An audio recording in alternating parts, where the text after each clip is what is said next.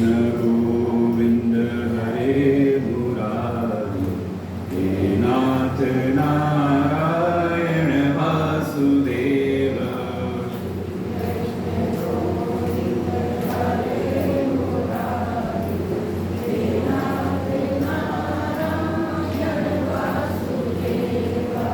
श्री कृष्ण गोविंद हरे मुरारी, हे नाथ नारायण वासुदेव।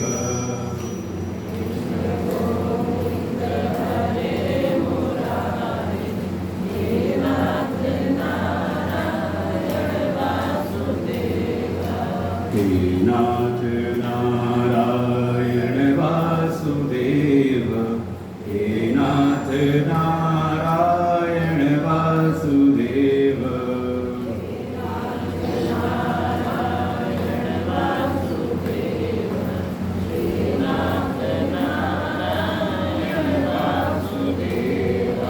श्री कृष्ण गोविंद हरे मुरारी, हे नाथ नारायण वासुदेव।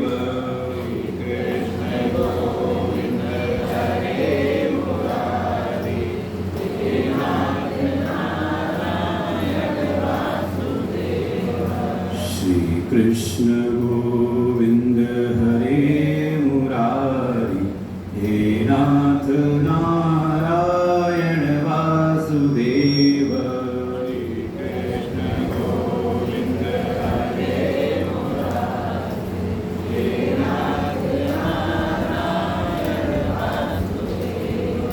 श्री कृष्ण गोविंद हरे मुरारी, हे नाथ नारायण वासुदेव।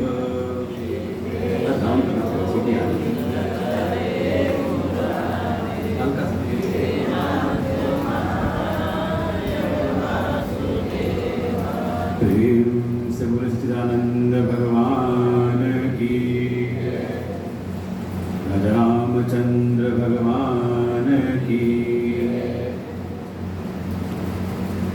ओम सहना भवतु सहनो भुनक्तु, सह वीर्यं करवावहै, तेजस्विनावधीतमस्तु मा विद्विषावहै।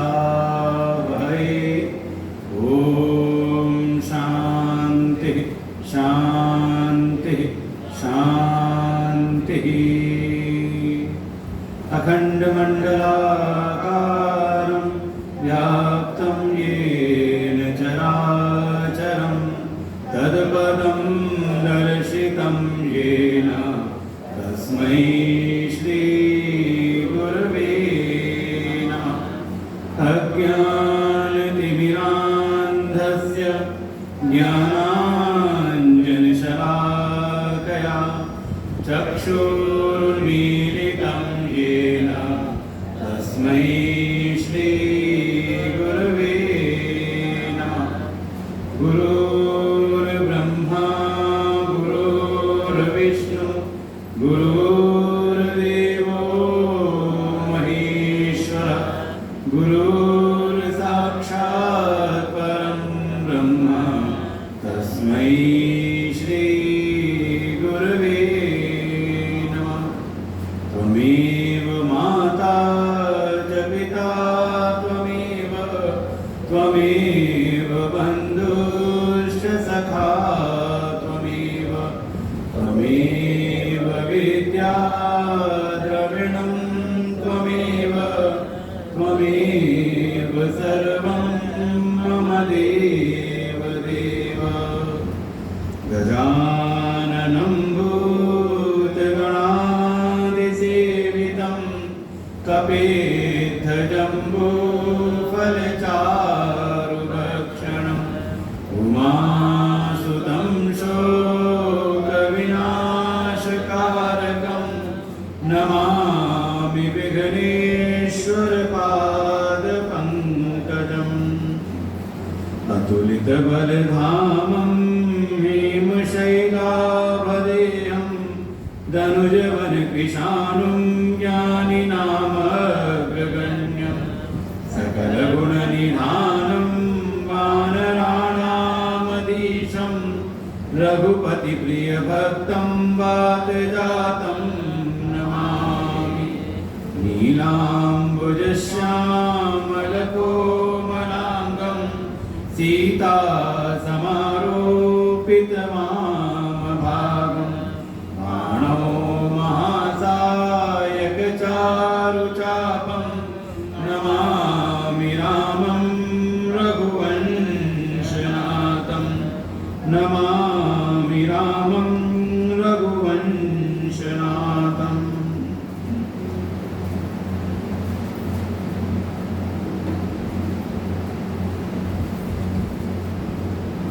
111 से पाठ करेंगे, पूरे नंबर 111 के बाद।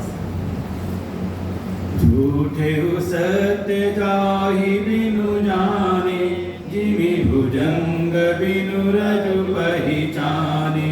जेहि जाने जग जाए राय, जागे जथा सपन भ्रम जाय। बंदउ बाल रूप सोई राम, सब सिद्धि सुलभ जपत जिसु नाम। मंगल भवनय मंगलहारी, प्रभु सुत सरत अजिर बिहारी।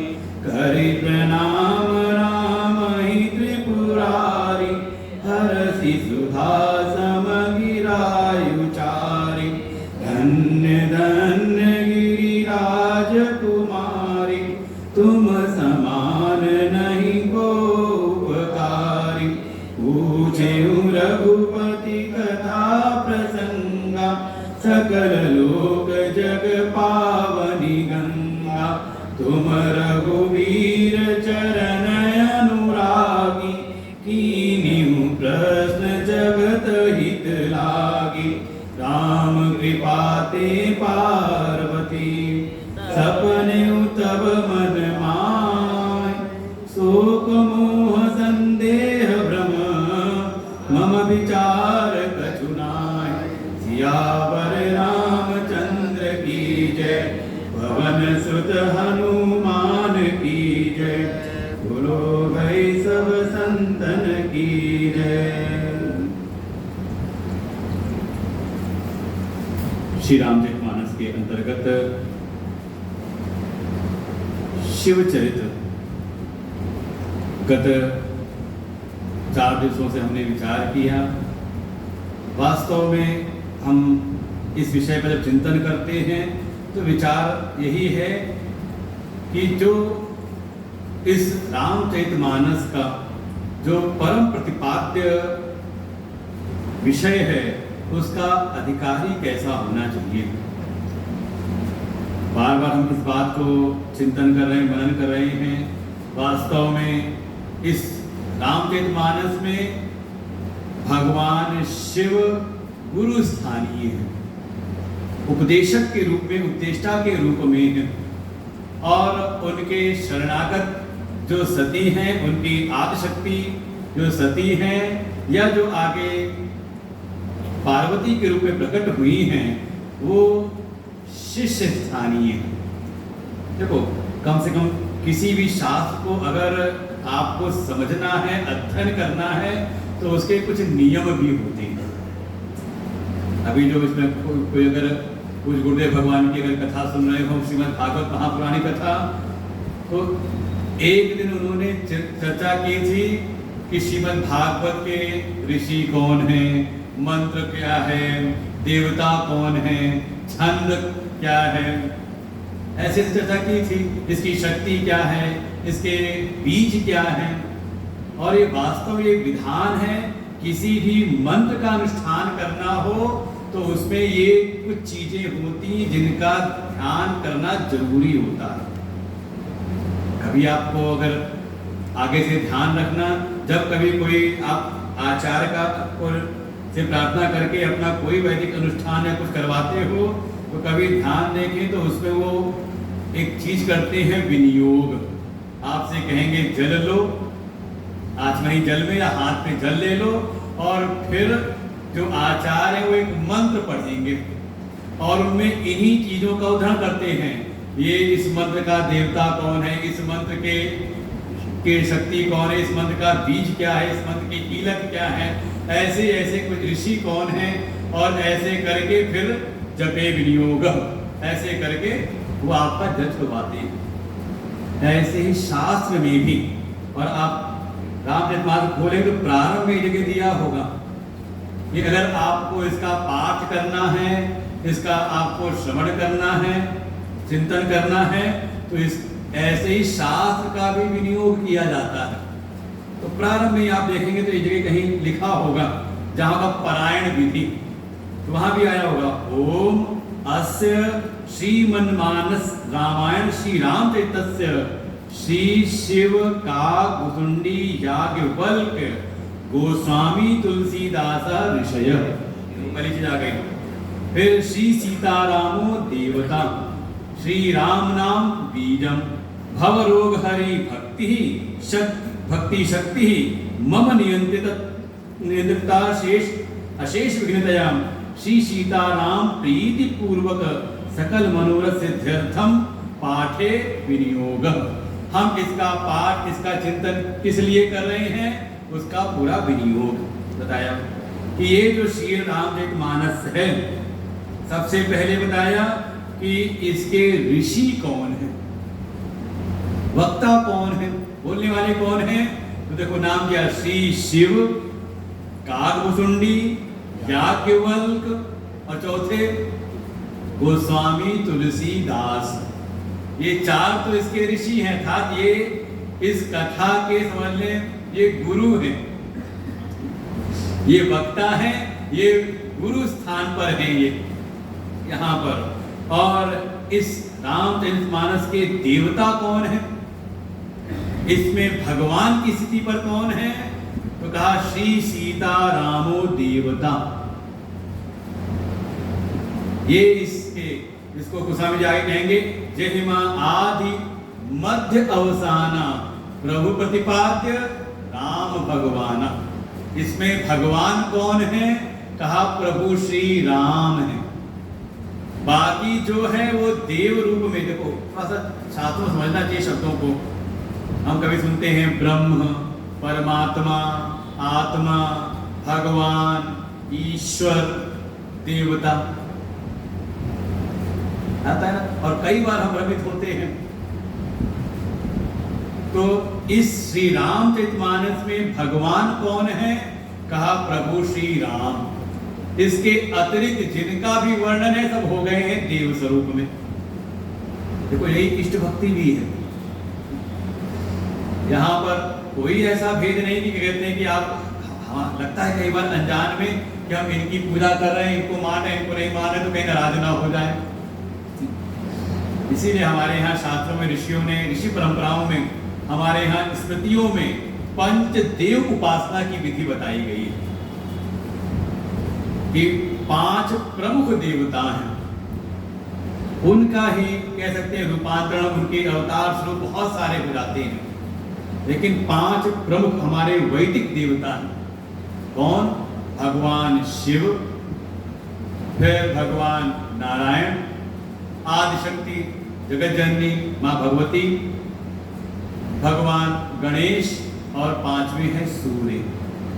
बाकी सब इन्हीं के और रूप प्रकट होते रहते हैं। तो ये 5 देवता हैं। इन 5 देवताओं का स्मरण करते हुए अपने इष्ट की भक्ति की जाती है। तो इसमें जो आपके इष्ट हो गए वो आते हैं केंद्र में, और वो हो गए भगवान, वो हो गए परम तत्व, और बाकी जो सब है वो सहायक देव हो जाते हैं देव कोटि में। इसलिए कभी मन में भ्रम ना आए कि कौन बड़ा कौन छोटा। जो हमें, जिसका हमने वर्ण कर लिया, जिस स्वरूप का हमने वर्ण कर लिया, वो हो गए हमारे जीवन के इष्ट, वही हो गए परमात्मा, वही हो गए भगवान। अब उनकी प्राप्ति का उपाय क्या है? तो जो आपके इष्ट हैं उनका देखो कोई ना कोई पुराण होगा।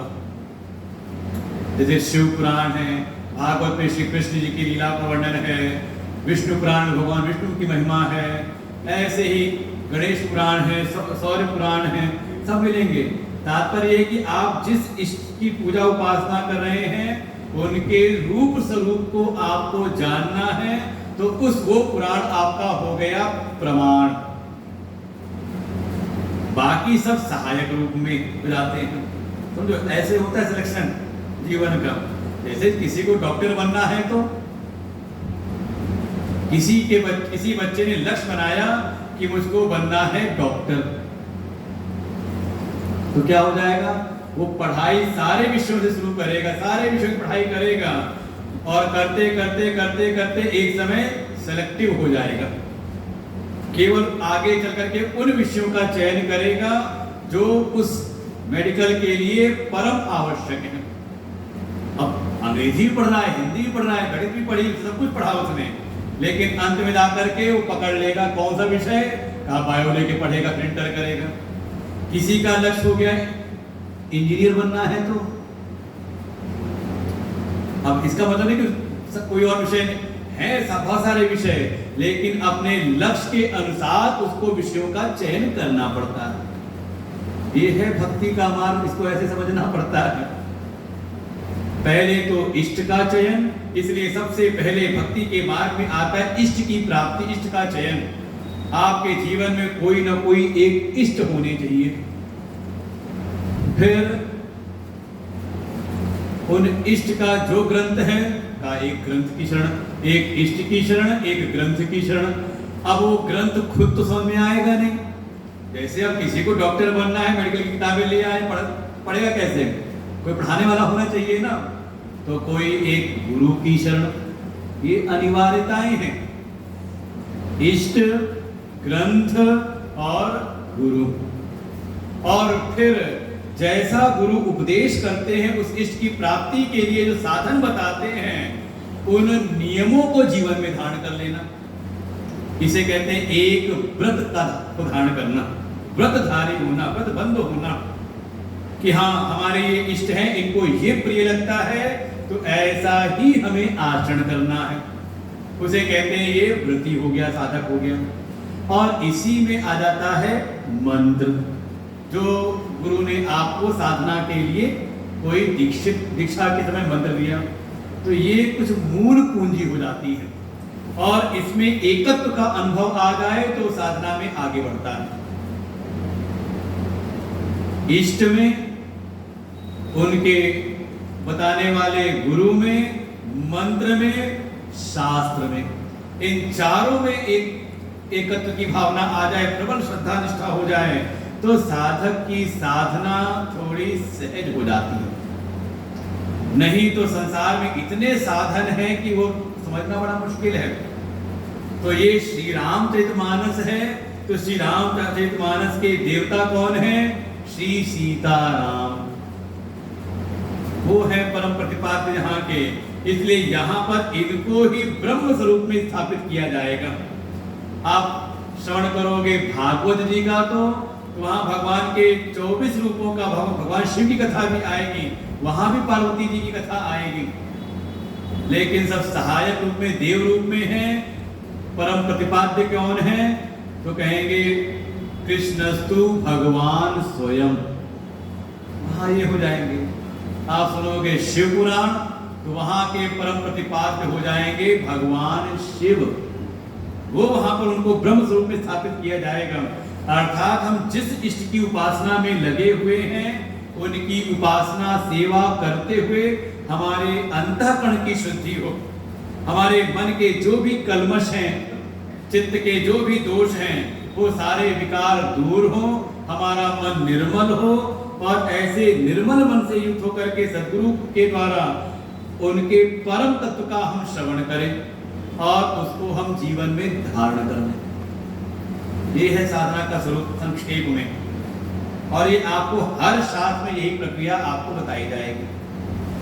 हाँ, इन सब से आप ऊपर उड़ जाओ, आ जाओ उपनिषद में, तो वहां सीधे ब्रह्म तत्व का आपको उपदेश, क्योंकि उपनिषद की जो विद्या है, उपनिषद के जो आचार्य हैं, वो ये मान करके चलते हैं कि जो शरणागत साधक शिष्य है, जिज्ञासु है, वो इन सब साधनों से युक्त है, वो साधन चतुष्टय से संपन्न है। विवेक, वैराग्य, शम, दम, प्रति, तितिक्षा, श्रद्धा, समाधान, इन 6 संपत्तियों से और दृढ़ मुमुक्षा से युक्त होकर के आया है, तो उसको वो कोई कथानक नहीं, कोई कथा नहीं, बल्कि सीधे उसको उपदेश करते हैं। ईशावास्यमिदं सर्वं यत्किंच जगत्यां जगत् तेन त्यक्तेन भुञ्जीथा मा विदग्धस्य सिद्धनम। सीधे ब्रह्म तत्व का उपदेश पहले ही मंत्र में कर दिया। तत्व का उपदेश, कोई लाग लपेट नहीं, कोई कथा, कोई कहानी, कोई किस्सा नहीं, क्योंकि वहां पर उत्तम अधिकारी का प्रवेश है। आज का प्रसंग यही था सुबह का। उत्तम अधिकारी है तो श्रुति, हमारे वेद सीधे उसको ब्रह्म तत्व का उपदेश करते हैं। उत्तम अधिकारी नहीं है तो उसको फिर किसी सेवा में लगाया जाता है। अच्छा, सेवा तो सब कर रहे हैं, तो क्या हमारी सेवा हमें पात्र बना देगी? सेवा में समझना पड़ता है सेवा कैसे करनी है। कैसी सेवा? सेवा में अपनी मनमानी नहीं चलती। अनुकूल श्री कृष्ण अनुशीलनम, जो अपने जो प्रभु हैं, जो इष्ट हैं, उनके जो अनुकूल है, वैसा हमारे जीवन में अनुशीलन। अनुकूल संकल्प प्रतिकूल से वर्जनम रचित इति विश्वास गोप्तुत्तम वर्णम, तथा ऐसे समर्पण के सूत्र बताए गए हैं। जिसकी शरण में, जिसकी सेवा में लगे, सदैव जीवन उनके अनुकूल हो, वहां अपनी अनुकूलता नहीं ढूंढी जाती। अगर आप अपनी अनुकूल, अच्छा सब कहीं ना कहीं सर्विस करके आए होंगे ना। जो गया नौकरी करने, जब अपने दफ्तर पहुंचा तो उसके जीवन, वहां पे कार्यक्षेत्र में एजेंडा क्या होता है, उसका एजेंडा क्या होता है? उसका अपना कोई एजेंडा नहीं होता है, बल्कि उसके मन में एजेंडा होता है कंपनी का विकास कैसे होगा, है ना। तो कहते हैं ये अच्छे एम्प्लॉई हैं, जो कंपनी के एजेंडे को आगे बढ़ाते हैं, उस कंपनी को बढ़ाते हैं, एजेंडे को फॉलो करते हुए, तो उनका प्रोत्साहन होता है। और कोई जा करके उस सिस्टम में कंपनी का एजेंडा जाए किनारे, वो फाइलें गई किनारे, और अपने लाभ वाले एजेंडे को पूरा करने लग जाए तो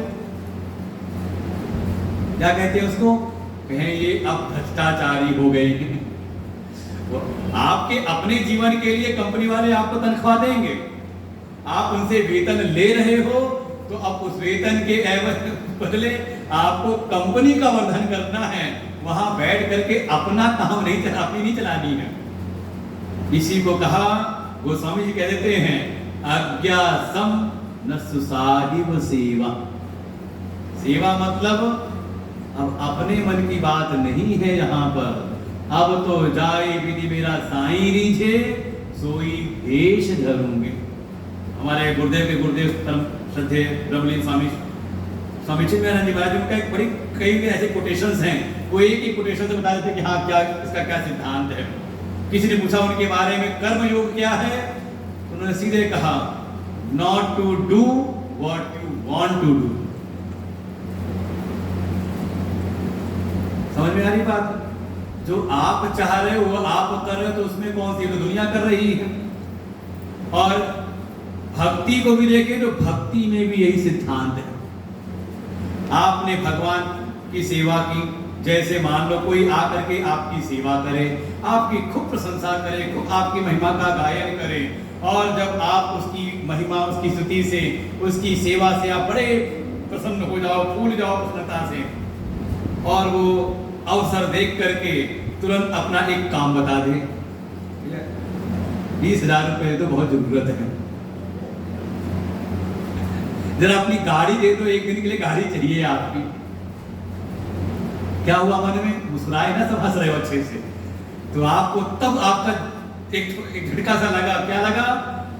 ये वास्तव में हमारी स्तुति नहीं कर रहा था, ये हमारी सेवा नहीं कर रहा था, ये हमारे लिए नहीं, ये अपने मतलब को साधने के लिए आया था। है ना? देखो, अपने व्यवहार से जोड़ के पढ़ोगे आपको सिद्धांत समझ में आएंगे कि भक्ति क्या है, कर्म योग क्या है। तो हमें दूसरे की इसमें तो समझ में आएगी, छल कर रहा था, ये जो इसने हमारी प्रशंसा की, ये इसने जो हमारी सेवा की, वास्तव में सेवा हमारी नहीं कर रहा था, ये आया था अपने मतलब को साधने के लिए। अच्छा, ऐसे ही हम भी गए भगवान के मंदिर में, हर हर गंगे खूब जल चढ़ाया भगवान को, बढ़िया पट पुष्प चढ़ाया, फिर उनको नैवेद्य का भोग लगाया, बड़ी अच्छी सेवा की मंदिर में, कहीं गुरु जी के आश्रम में खूब सेवा की हमने। और जब सेवा से भगवान प्रसन्न हो ना हो, पूजा करने के बाद फिर हमने अपनी लिस्ट निकाली।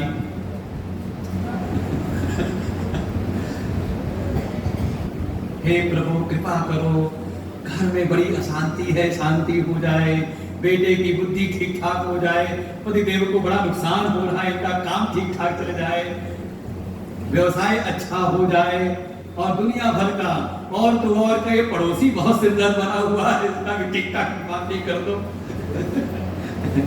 गठिया भाई से घुटना उठा बैठा नहीं जाता है। आपने जब सारे पर्चे, जब लिस्ट जब पढ़ना शुरू की, तो जैसे आप मुस्कुराए थे ना, तो ऐसे भगवान भी मुस्कुराते। अच्छा, ये मेरी सेवा नहीं कर रहा था, ये तो अपना काम बनाने के लिए आया था। वास्तव में सेवा तो यही है, हर क्षण आपको। और मेरा ये बड़ा यक्ष प्रश्न रहता है, जब कभी प्रवचन में भक्ति का या सेवा की भावना का जो आता है, तो मेरा मन में यही प्रश्न आता है कि कोई अगर एक भक्त है, तो उसको कितनी देर के लिए भक्त रहना चाहिए? कोई भक्त बनाए तो कितनी देर के लिए?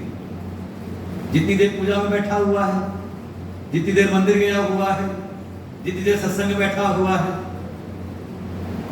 कि हमें लगता है ना, मंदिर में है तो झूठ नहीं बोलना चाहिए, मंदिर में है तो चोरी नहीं करनी चाहिए, मंदिर में है तो छल कपट नहीं करना चाहिए, भगवान देख रहे हैं, और बाकी जगह भगवान। देखो, ये बिल्कुल अपने मन को पढ़ लें अगर इसके द्वारा, कि कहाँ हमसे नासमझी होती है।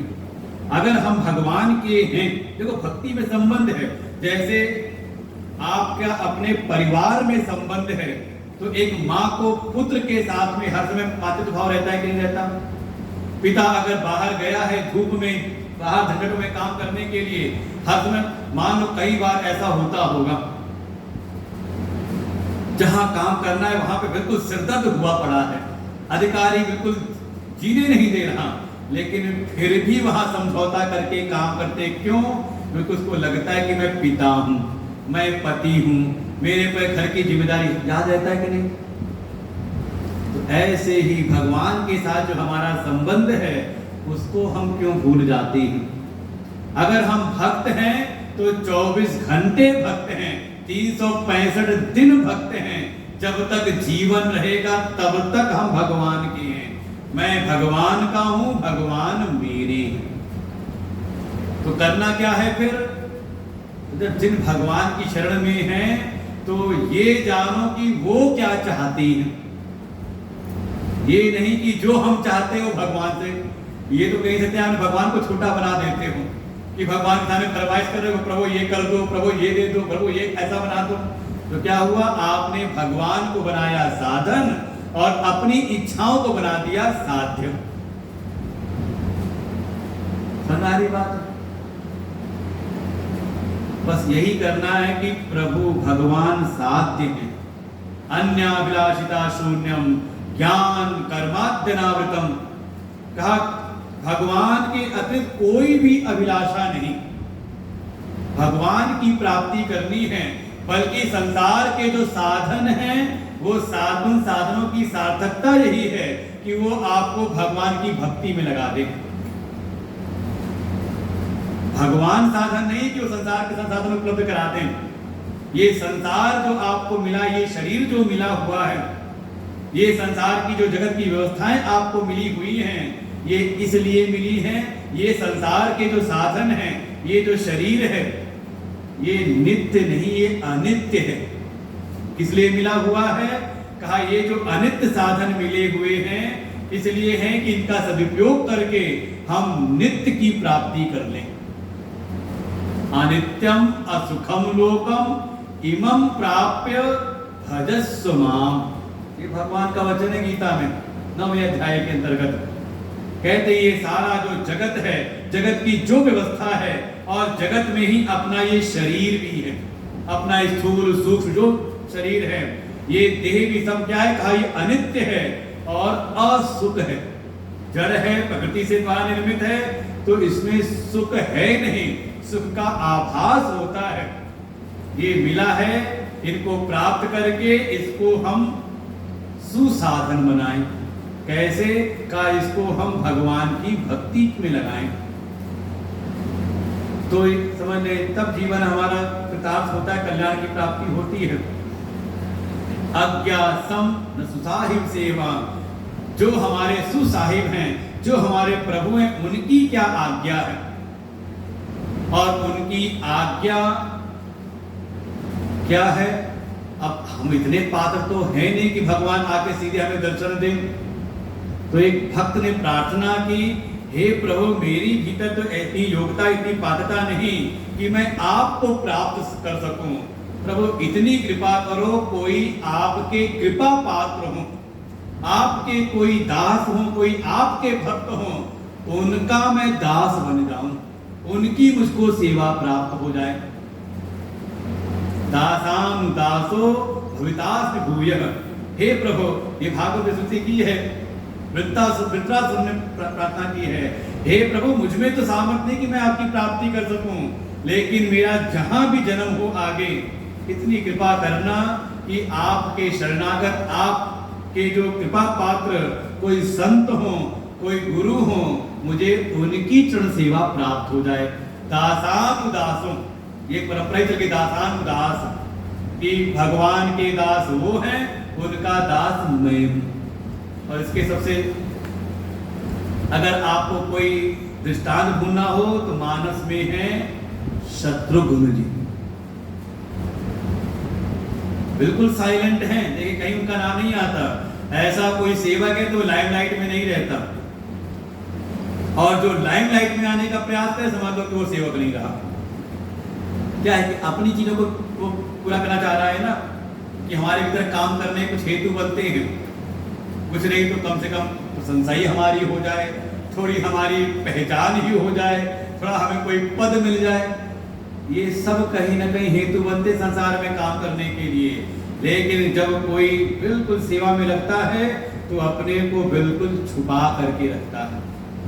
इसे ही कहा गया हमारे यहाँ अंतेवासी, के साथ गुरुदेव ने हमारे भागवत में समझाया था सुखदेव जी के विषय में, कि बिल्कुल वो कहते हैं गर्भस्थ शिशु जैसे है, दिख नहीं रहा लेकिन है।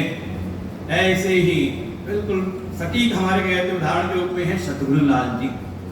भरत जी लगे हैं सेवा में आज्ञा पालन करने प्रभु श्री राम की, और शत्रुघ्न जी वो लगे हैं भरत जी की सेवा में। ऐसा भाव है। तो इस रामचरितमानस में प्रतिपाद्य हैं प्रभु श्री राम, और उनका उपदेश करने वाले हैं भगवान शिव। इसलिए गोस्वामी जी एक बार तो भगवान शिव की स्तुति करते हैं, भवानी शंकरो वंदे श्रद्धा विश्वास रूपिणो, और उसके बाद पुनः फिर भगवान शिव की स्तुति करते, क्योंकि रामचरितमानस में आदि गुरु हैं भगवान शिव। तब कहा वंदे बोधमयम नित्यम गुरुम शंकर रूपिणम, और पार्वती जी ने इसी बात को स्वीकार कर लिया, तुम त्रिभुवन गुरु वेद बखाना। हे प्रभु आप तो त्रिलोकी के गुरु हो, आप तो मुझ पर भी कृपा कर दो ना, मैं आपकी शरण में आई हुई हूं। तो गुरु की आज्ञा मानना ही सबसे बड़ी सेवा है। गुरु अनुशासन में रहना सबसे बड़ी ये सेवा है। वहां पर अपना विचार नहीं, क्योंकि सबसे बड़ी जो बाधा है भगवत प्राप्ति में वो है अपने चित्त के भीतर जो जन्म जन्मांतर की वासनाएं आकर के संग्रहित हुई हैं, संसार के विषयों की, दुनिया भर की चीजों की। ये जो वासनाएं हैं यही समय समय पर इच्छाओं का रूप लेकर के, वासना बीज है और उसका कहते कोपले पौधा क्या है, इच्छा, और वही विस्तार लेते लेते कामना और बड़ी करके हो जाती तृष्णा रूप में। तो ये जो भीतर सबसे बड़ी बाधा है वासना, इसको ही हमें शुद्ध करना है। जो अभी तमोगुणी रजोगुणी सांसारिक विषयों की जो वासनाएं हैं इसको करना है सत्व गुणी। कैसे होगा? कहा किसी सत्व गुण में स्थित है, बल्कि तीनों गुणों से जो अतीत हो चुके हैं, जिन्होंने तीनों गुणों को अपने वश में कर रखा है। और ये शिव पुराण में आप कभी अध्ययन करो तो वहां ये दिखाया जाएगा कौन गुरु हैं। कहा जो तीनों गुणों को अपने भीतर अवरुद्ध कर लेते हैं, और जो शरणागत विश्वासी शिष्य हैं स्वयं तो त्रिगुणातीत हो जाते हैं, और गुणों के बंधन में पड़े हुए शिष्यों को, जो विश्वासी जो सेवक शिष्य हैं, समर्पित शिष्य हैं, उनको भी वो विधान बताते हैं कि त्रिगुणों से कैसे पार होना। गुणानुरुद्ध शिष्यों में वो सामर्थ्य उत्पन्न करा देते हैं कि वो गुणों के बंधन से मुक्त हो जाएं। और ऐसे कोई गुरु हैं, कहीं भी हैं, तो साक्षात वो शिव स्वरूप है। गुरुम शंकर रूपिणम, तुम त्रिभुवन गुरु वेद बखाना, ऐसी भावना। और इसी बात को दिखाया है यहाँ पर कि गुरु की शरण में दोनों हैं। सती जी हैं गुरु जी की उन्हीं की शरण में, लेकिन वहां पर अपनी वासना के अनुसार जीवन जिया। जैसा आदेश मिला उसको अक्षरशः स्वीकार नहीं किया। प्रेम है, सेवा करती हैं, लेकिन जो आज्ञा मिली उस आज्ञा और संकेत को समझ नहीं पाई, और अपनी बुद्धि की चतुराई के अनुसार उन्होंने कार्य करने का प्रयास किया। तो उन्हीं भगवान शिव के से उनका हो गया वियोग। जो इतना कहते हैं अपने कल्याण के बिल्कुल नजदीक हैं, लगता है कि बस मुक्ति के द्वार पर हैं, लेकिन वहां से आना पड़ा वापस। और वही साधना करते करते पार्वती जी हो गई। तो उनमें यही हुआ है, आज्ञा सम साहिब सेवा। वैसे ये जो वचन है ये भरत जी का वचन है, तो अयोध्या कांड में लगभग आना चाहिए, आएगा अयोध्या कांड में। हमारे तिवारी जी बैठे अच्छे स्वाध्यायी हैं रामायण की तुरंत।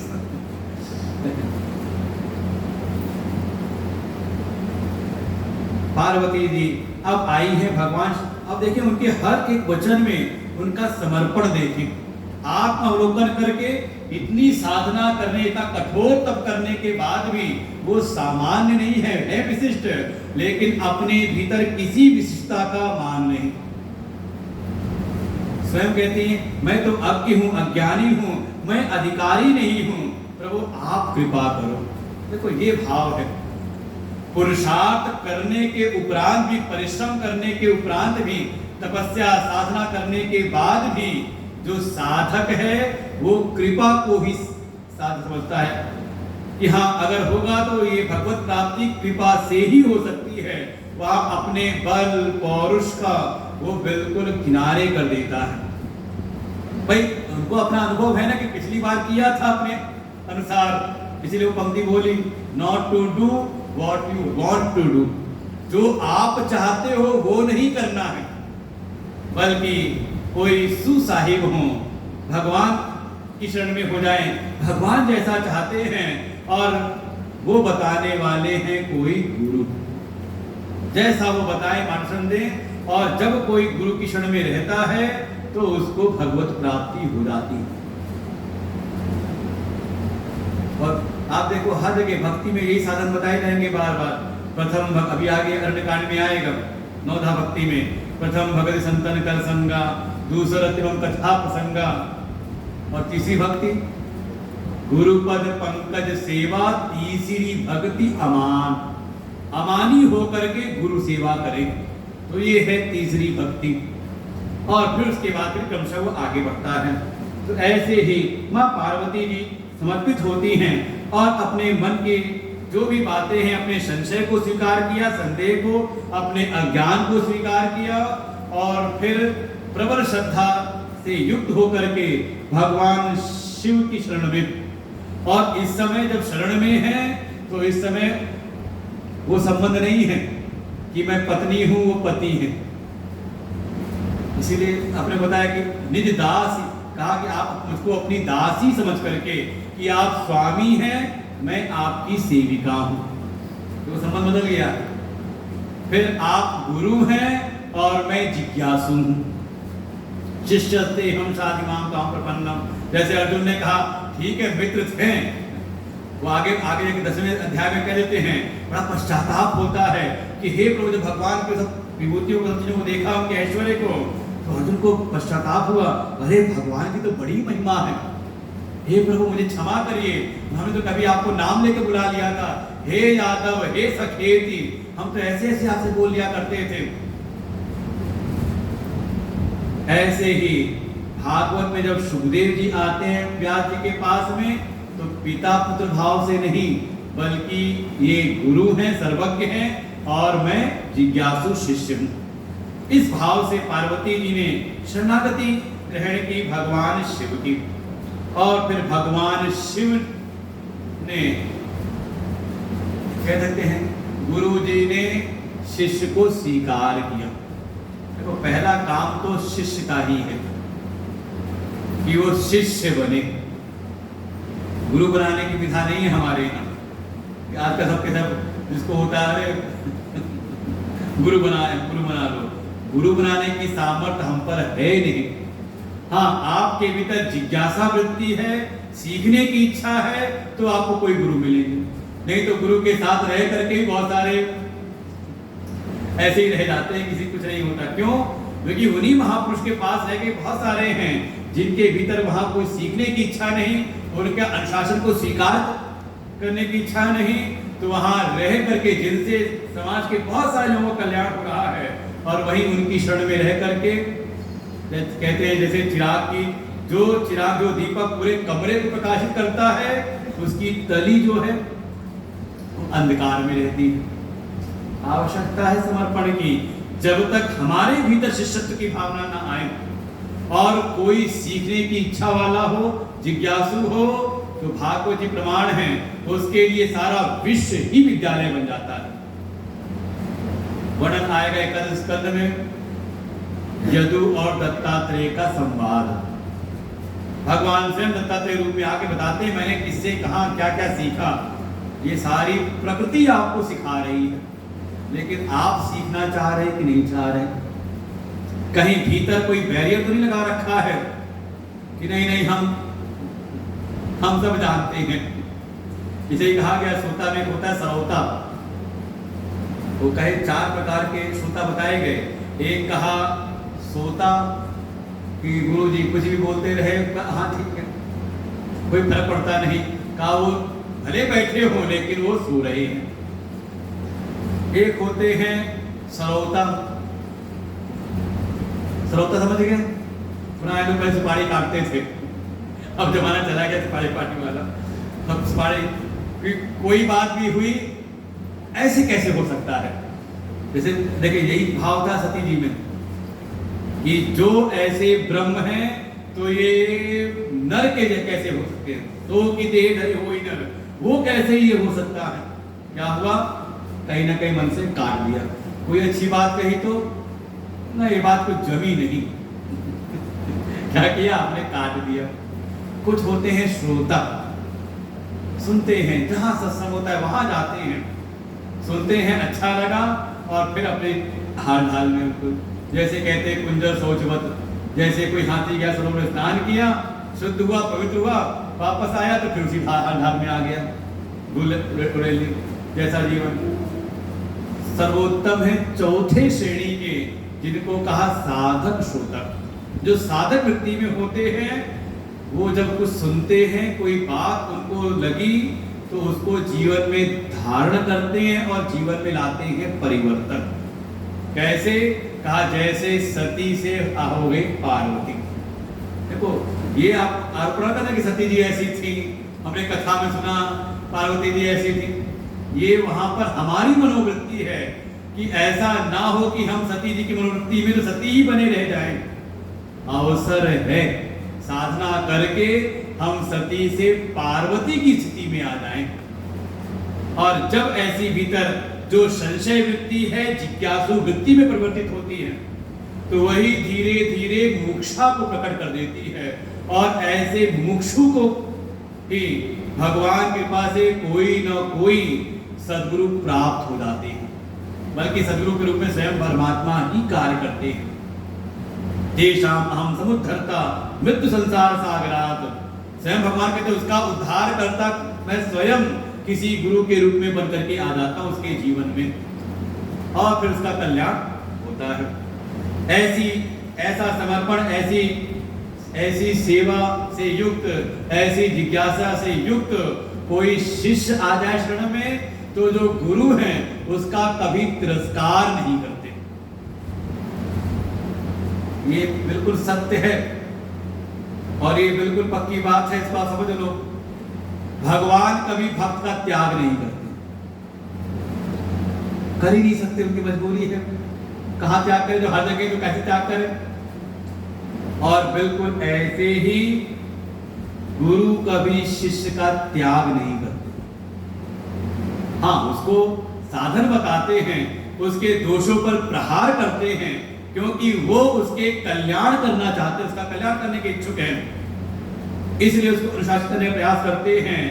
समस्या शिष्य के भीतर होती है, वही दूरी बना लेता है। तो ये पूरा जो प्रसंग है अपने समझने के लिए है, आत्मअवलोकन करने के लिए।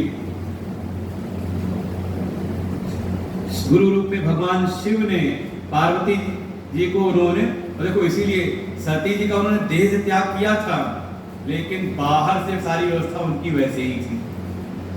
फिर उनको जब समाधि से उठते उनको कथा सुनाने का प्रयास करते हैं, उन्होंने नहीं छोड़ा। सती जी का ही मन नहीं लगा कैलाश पर, तो मन में आया चलती हूँ, थोड़ा हवा पानी बदल करके आती हूँ, कहाँ कनखल चली जाती हूँ। किसने छोड़ा? भक्ति की मर्यादा को स्थापित रखने के लिए भगवान ने देह से देह का त्याग किया है, लेकिन मन से त्याग नहीं। क्योंकि अगर बिल्कुल त्याग दिया होता तो शायद बाहर की व्यवस्थाएं बिल्कुल बदल गई होती, लेकिन सती जी का वहां सम्मान नहीं बदला। हाँ, ये था जब भगवान को उनके वाम भाग में स्थान दे देते, अब सामने बैठाते हैं, लेकिन उसके उपरांत भी उनके मन के शोक को दूर करने के लिए उनको बार बार कथा सुनाते हैं, सत्संग सुनाते हैं।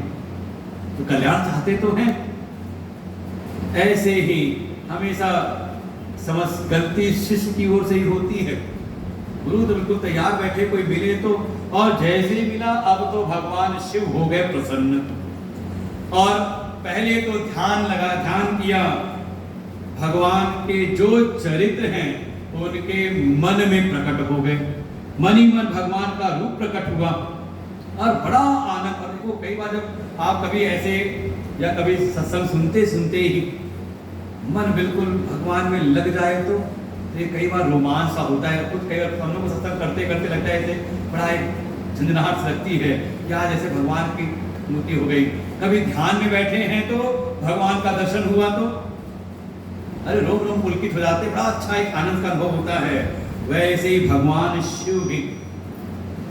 और फिर अब कथा सुनानी है, सामने जिज्ञासु हैं, तो जिज्ञासु के कारण ही जो परम तत्व में स्थित हैं वो गुरु की उपाधि धारण कर लेती है। और फिर भगवान शिव ने अब कथा सुनानी है तो पहले करते हैं मंगलाचरण। हम भी आते पहले कीर्तन कराते हैं, फिर मंगलाचरण कुछ श्लोक पढ़ते हैं, फिर कथा शुरू करते हैं ना। तो ये परंपरा कहाँ से है? भगवान शिव से चली आ रही है। तो अभी उपदेश प्रारंभ नहीं होगा, अभी मूल उपदेश नहीं है, अभी भगवान की स्तुति कर रहे हैं। कौन? कहा जो गुरु पद पर स्थित है इस समय भगवान शिव।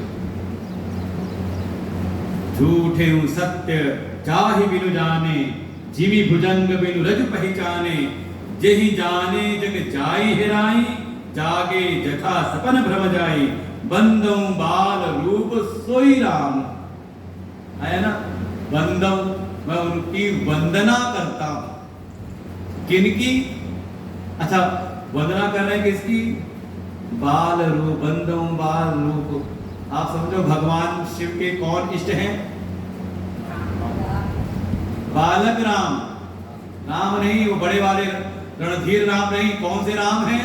तो कह रहे हैं बंदौ बाल रूप सोई राम। उनके राम में भी जो उनका बालक रूप जो है, और ये आगे पार्वती के जो अवतार की कथा विस्तार करेंगे ना, तो पार्वती से देखो, ये गुरु जो भी होते हैं ना, गुरुजन भी होते हैं, शिष्य की समर्पण भाव को देख करके कई बार अपने हृदय की बात कह देते हैं, सबसे नहीं कहते। तो जब अवतार भगवान का हुआ, अवतार कथा सुनाते सुनाते आगे भगवान शिव पार्वती से कहेंगे, हे पार्वती, तुमको मैं एक और अपने हृदय के रहस्य की बात बताता हूं। कौन सा रहस्य? कहा, जब जब तुम्हें लगता होगा ना कि आजकल बहुत दिन से भगवान भोले बाबा दिख नहीं रहे कैलाश पर, तो वास्तव में मैं कैलाश से जब गायब होता हूं ना, तो कहीं और नहीं जाता हूं। जब राम जी अवतार लेते हैं, तो जैसे ही उनका जन्म जैसे ही प्रकट होते हैं वो धरा पर, तो मैं चला जाता हूं वहीं पर। नारद को लेके, काकभट्टी जी को सबको लेकर के मैं चला जाता हूं अयोध्या। और जब तक उनका बाल रूप रहता है, 5 साल के होते हैं, तब तक मैं वहीं पर छुप करके रहता हूं, किसी न किसी रूप में उनका दर्शन करता हूं, उनके सेवा में लगा रहता हूं जैसे भी। और जैसे ही वो 5 साल के हो गए, बाल अवस्था गई, तो तब मैं वापस आता हूं फिर कैलाश पर।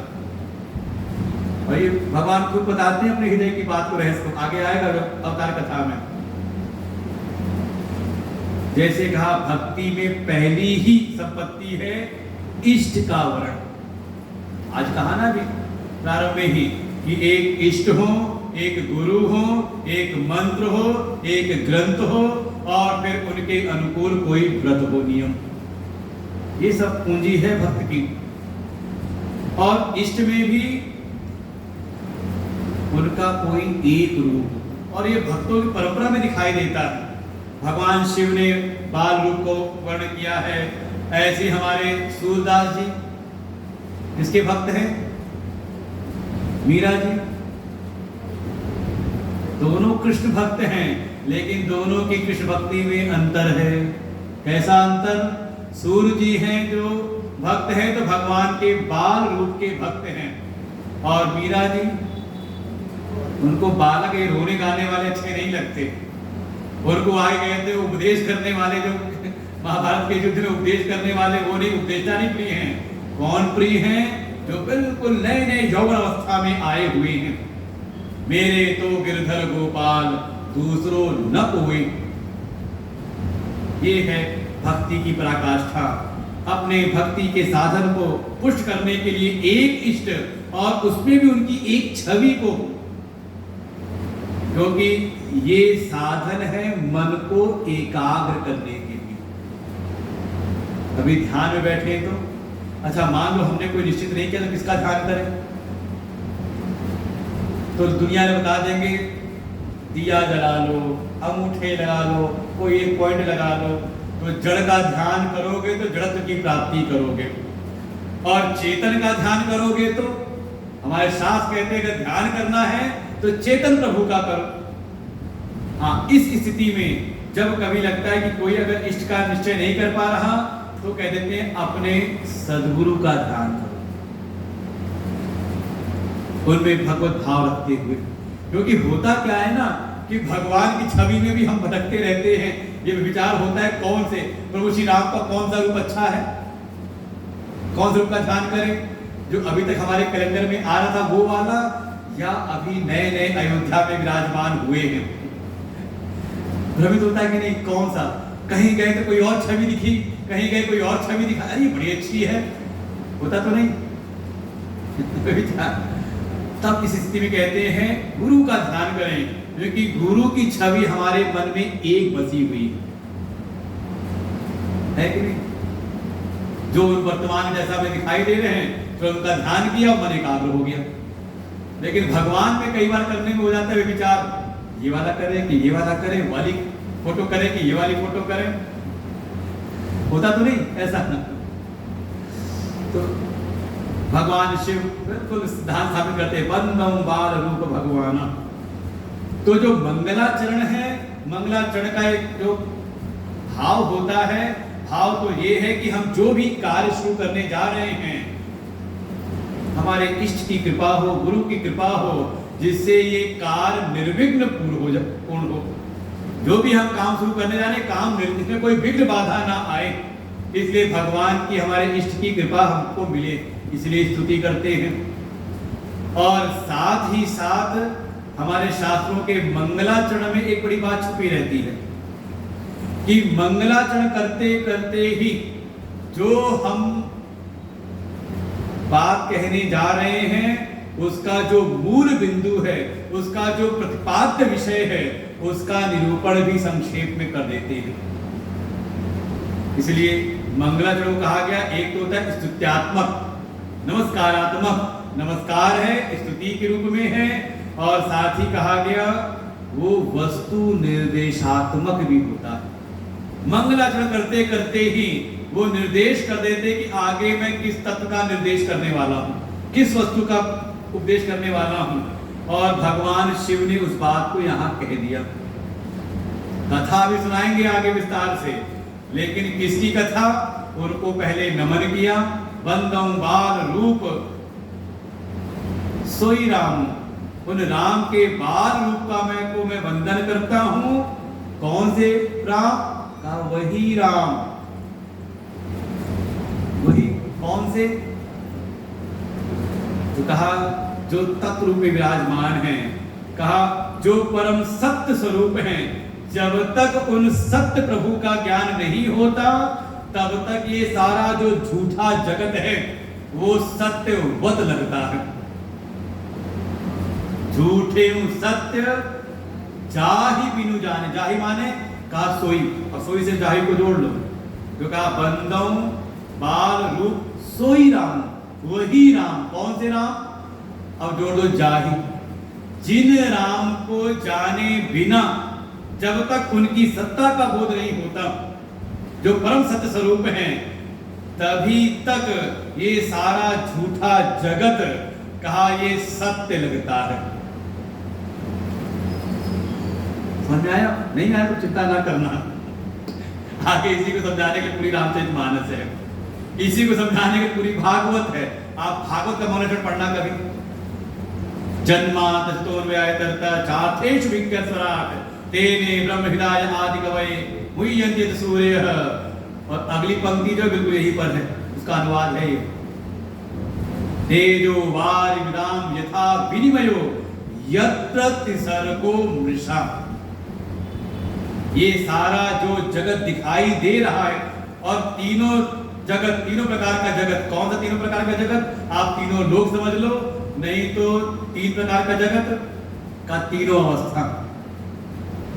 जागृत सारा विश्व दिखाई दे रहा है, स्वप्न जो अपने भीतर दिखाई दे रहा है, और सुषुप्ति सबका अभाव। ये तीनों जिसमें झूठी होते हुए भी सत्यवत दिखाई देती है। देखो चाहे भागवत उठाओ चाहे रामचरितमानस, पहुंचना यहीं पर है। यहां नहीं पहुंचे और कथा सुनते रहे तो रस विशेष तिन जाना नहीं। ये विशेष रस को जानना है कथानक के द्वारा, और नहीं जानना, इसलिए कहते हैं इन सभी शास्त्रों की जो पूंजी है, मास्टर की होती थी ना, जो सारी ताले खोल देती थी, तो मास्टर की है हमारे उपनिषद,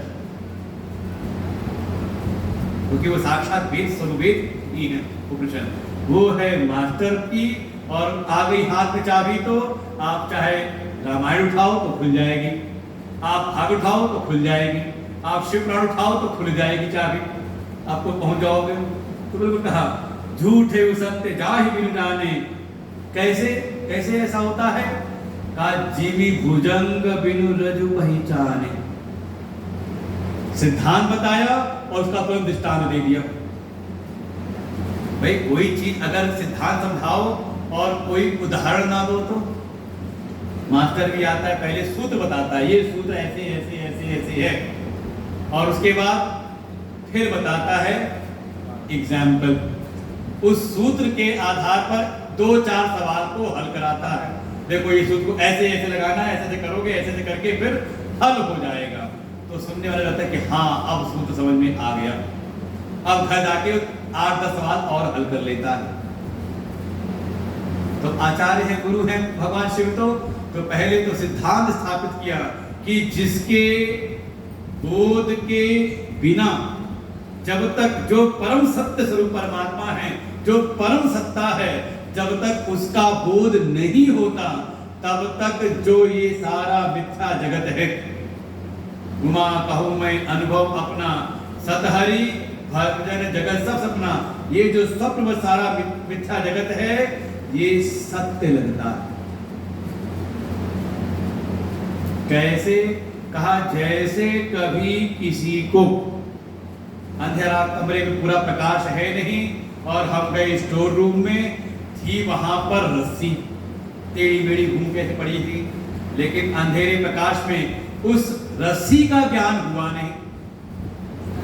जो सत्ता थी वहां पे, जो रस्सी थी, जिसकी वास्तविकता थी, जो वास्तव में थी, उसको हमने जाना नहीं और झटके से गए अचानक और हमें लगा वहां सांप है। तो क्या करोगे? सांप है तो बेहोश हो जाओगे वहीं पर। उसके बाद आपको देखो सत्य का बोध हुआ नहीं और जो नहीं था उसका वहां पर बोध हो गया। सांप, और सांप भी झूठा नकली सांप नहीं, जब हुआ तो आया असली सांप, ये सांप है, भागो यहां से कहीं काट ना ले। तो भागे हम, गए लाठी उठाए, भागे मार देंगे सांप को, निकालते हैं, क्या करें, ये हल्ला मचाया आपने। तब तो कोई समझदार आदमी जो घंटे 2 घंटे पहले गया था वहां पर, काम करके आया था, जैसे कोई छोटा बच्चा हो भ्रमित हो गया तो माँ कहती है अरे वहां सांप कैसे हो सकता है, अभी तो मैं गई थी, अभी तो स्नान करके वहां सांप कैसे हो सकता है। माँ को लगा शायद बच्चे ने शायद लाइट जलाई नहीं होगी, अंधेरे में वो जो रस्सी रखी थी ना उसको सांप समझ लिया। वो माँ ने कहती बच्चे से कि चल चल मैं दिखाती हूँ सांप नहीं, लेकिन बच्चा अरे मारने को तैयार नहीं। मैं देखा, अरे मैंने अनुभव देखा था, वहां पे सांप था, वो लपलपा रहा था, उसकी पूंछ भी हिल रही थी, सब कुछ देखा था मैंने। तब माँ हाथ पकड़ करके ले गई, जान गई कि ये कहीं ना कहीं भ्रमित हुआ है, भ्रम हुआ है, तो जबरदस्ती पकड़ करके ले गई और ले जाके लाइट जलाई, चल अब देख क्या है ये। तो बच्चे को लगा अरे ये तो रस्सी थी। कहाँ गया सांप उस समय? कहा सांप उसके ऊपर अध्यस्त हो गया था, कल्पित हो गया था, अज्ञान के कारण। तो भैया तो जहां भी थोड़ा अज्ञान रहा, अज्ञान के कारण, नासमझी के कारण रस्सी के ऊपर सांप की प्रतीति हो गई थी। ऐसे ही ये सारा जगत केवल और केवल वो सत्ता रूप है। इसे देखें, सत्ता का नाश कभी नहीं होता। कोई भी चीज है, आप कहोगे ये फूल है, माला है, ये है पना का नाश, इसकी जो रूप है, इसका रंग है, इसकी आकृति है, कल ये विकृत हो जाएगी। आपने बाहर डाल दिया तो आप कह सकते हो बाहर पड़ा है, तो आप कहोगे निर्माल्य है, मतलब भगवान का उतरा हुआ पुष्प है, भगवान को उसको कहते हैं निर्माल, आप कहोगे निर्माल है। अच्छा 10 दिन और पड़ा रह गया तो तब कोई आए कहेगा ये कूड़ा पड़ा हुआ है, कूड़ा है। देखो नाम रूप आकृति उसकी बदल गई, लेकिन है पना है, उसकी सत्ता, उसका अस्तित्व नाश हुआ का? सत्ता का नाश नहीं होता। वो सत्ता जो है वही प्रभु श्री राम है हर चीज में। और जब तक उसका बोध नहीं होता तब तक उस पर दुनिया भर की नाम आकृति बिल्कुल वैसे कल्पित हो जा रहती है, अध्यस्त रहती है, जैसे रस्सी के ऊपर सांप। लगा अभी ठीक से समझ नहीं आया। ये हमारे आचार्यों की कृपा है, हमारी श्रुति भगवती ऐसे करते हैं। आश्वेत प्रसंग में वो आत्मा के लक्षण बताने तो एक को बता दिया, फिर अगला मंत्र फिर उसी बात को समझाया। तो भगवान भाष्यकार लिख देते हैं कि जो श्रुति है वो माँ के रूप में है, और माँ को अपने बच्चे का पालन पोषण करने में कभी आलस नहीं होता। ये होता है, दुनिया का काम भले एक बार टाल दे, लेकिन बच्चे का काम है तो चाहे रात में 12 बजे सोए चाहे 1 बजे सोए, बच्चे को सुबह स्कूल भेजना है तो 3-4 बजे फिर जग जाएंगे। आलस नहीं होगा। ऐसे ही मंत्र को, हमारे श्रुति भगवती को, हमारे गुरुजनों को कोई आलस नहीं। फिर कहते हैं, वो कहता सोई राम, कौन से राम? सोई, तो कहा जेही, जिनके जाने, जिनका ज्ञान हुए बिना, जेही जाने, जैसे ही जब जिसके जानने मात्र से ही जैसे ही उनको हम जानते हैं, जग जाई हिराई, वो जगत पता नहीं कहां चला जाता है। ये जगत कब तक दिख रहा है? कहा जब तक उन परम सत्ता को हम नहीं जानते। और जैसी सत्ता का बोध हुआ उस परम सत्ता को, तो कहा जिन सत्ता को जानते, जिन सत्ता का बोध होते ही ये जगत बाधित हो जाता है। उसके प्रति जो आकर्षण है ना, वो वैसा आकर्षण इतना तो साधना के मार्ग में लग करके हो जाता है। आप अपने जीवन को देखो, अगर साधना के मार्ग में आगे बढ़ते जा रहे हैं तो जैसा आकर्षण संसार की वस्तुओं में पहला था, धीरे वो खत्म हो जाता है। बालपन में जिन खिलौने में बड़ा प्रेम था, झगड़ा होता था, मेरा खिलौना तेरा खिलौना, बड़े हुए तो खिलौने से ममता हटी, आ गई किसी और चीज में। खिलौने बदल जाते हैं, बदल एक समय बदलने के बाद। ऐसे ही जिन सत्ता को जानने मात्र से ही, उन होने से कहा ये सारा जगत बाधित हो जाता है, वही राम है। कैसे? फिर दृष्टांत तो ये है तरीका समझाने का।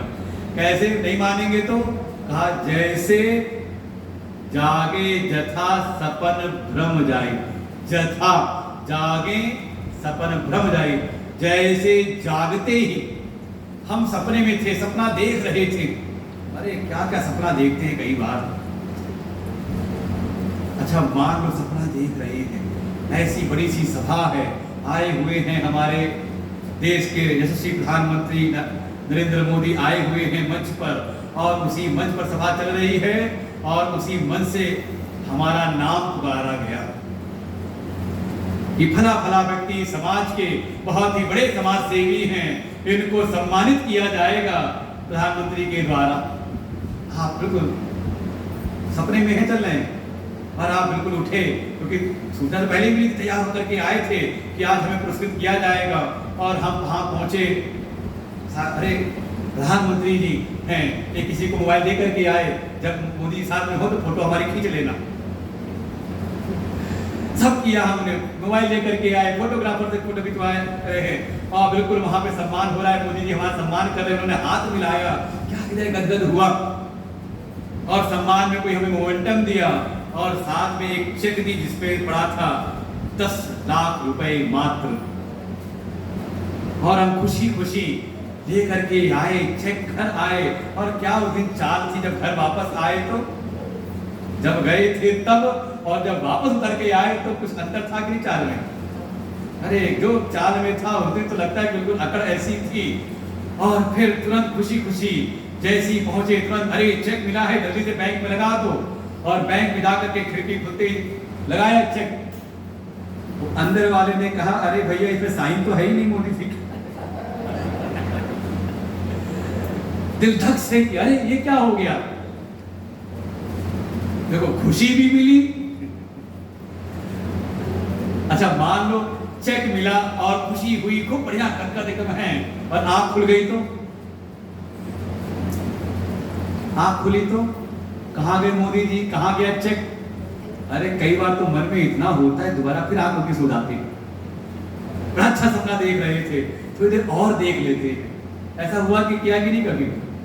सपना बढ़िया था तो दोबारा, और कोई जगा देता है चिढ़ते हैं उसके ऊपर, क्यों जगाया मेरे को, और फिर कोशिश करते हैं दोबारा आता नहीं। अच्छा ऐसे ही कभी सपना देख रहे थे, अब वही सपना आगे वाला था, देखा चेक में साइन तो था नहीं, धक से किया, अरे ये क्या हो गया, एक मौका मिला था वो भी। और तभी या कोई बहुत भीषण सपना देख रहे थे जिसमें बड़ा हम कष्ट में थे, परेशान हो रहे थे, और अचानक नींद खुल गई। अरे जैसे ही नींद खुली तो मन हुआ अरे सपना था, बड़ी राहत मिली, ये सच में नहीं था। अरे कोई मान लो जेल हो गई, सजा मिल गई हो और सजा काट रही, तभी नींद वहां सजा हुई थी 7 साल की, इनको कठोर कारावास किया जाता है। दिन गिन रहे हैं और कहते हैं जेल में रह करके धीरे धीरे लोगों को दिन तिथि भी भूल जाती है, होश ही नहीं रहता लोगों, कितना समय कट रहा है। एक एक दिन काट रहे थे धीरे धीरे, कब होगा कब होगा, अचानक नींद खुल गई। 7 साल की सजा कहाँ गई? कहाँ गई 7 साल की सजा? का तुरंत आप हो गए कारावास से मुक्त। अरे जान बची, आज तो बस सपना था, हे प्रभु ऐसी कृपा करना, ऐसा सपना सत्य ना हो। क्या हुआ?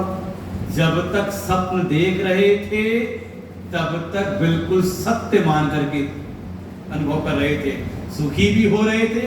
वो झूठा सपना भी हमें सुखी कर रहा था और दुखी भी कर रहा था। बिल्कुल नहीं कह सकते कि हाँ सपना था, झूठा था तो नहीं। स्वकाले सत्य वद भाति, स्वप्न स्थिति में बिल्कुल सब सच लगता है। हाँ जब जग गए तो तब हमें होश आया, अरे सब सपना था। वही कह रहे हैं, जैसे ही उन परम तत्व का ज्ञान होता है, जिस परम तत्व का बोध होते ही ये सारा जगत बाधित हो जाता है। जैसे सपने से उठते ही सपने का जगत बाधित हो जाता है। तो जिसके ज्ञान से, जिसके जानने से, जिस तत्व को जानने से मैं उन्हीं के, जब कभी वो माया की पाल धारण करके अवतार लेते हैं तो उनके बालक रूप की मैं वंदना करता हूं, ये वही राम है। तो स्तुति भी की, नमस्कार भी किया, वंदन भी किया और साथ ही साथ संकेत भी कर दिया कि हमें किस तत्व का उपदेश करना है।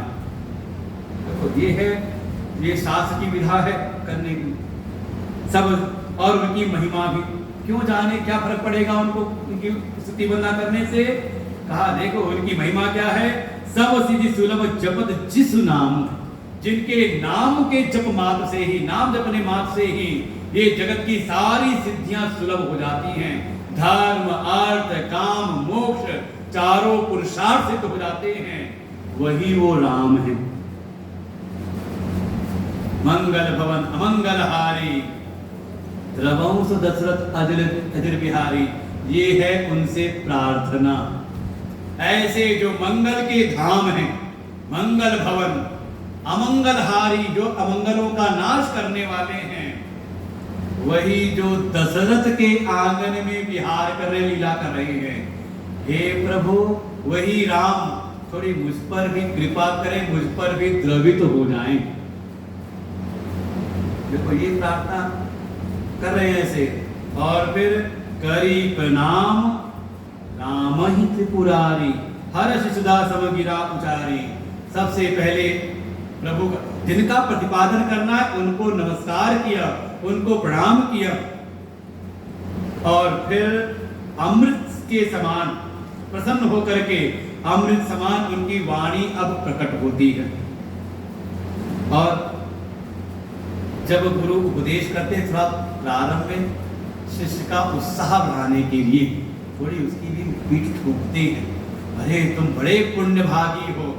ये कथाओं में होता है, आप सब बड़े पुण्य भागी हैं कि आज आप सत्संग में आए हैं, आप बड़े पुण्यात्माएं, आप हमारी वास्तविकता है। पुण्य पुंज बिनु मिले ही न संता। एक प्रकार से सचेत भी करें कि अगर तुम आज यहाँ पर आए हो, तुम्हारे भीतर ये अगर ये आज जिज्ञासा आई है तो ये सामान्य स्थिति नहीं है।